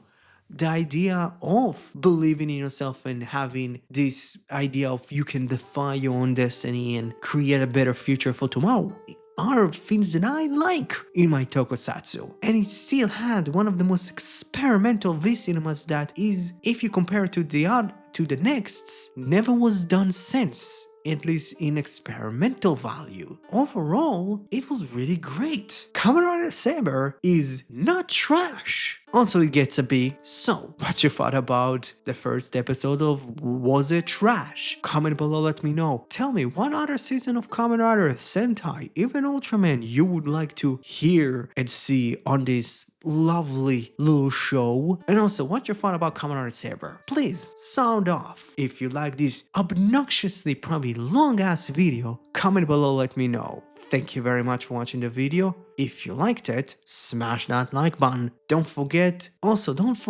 you can still help your subscribe button achieve its true goal of becoming a subscribed button. Don't forget, while also you're the only one that can prevent forest fires. Thank you very much and have a great rest of your day. Bye bye.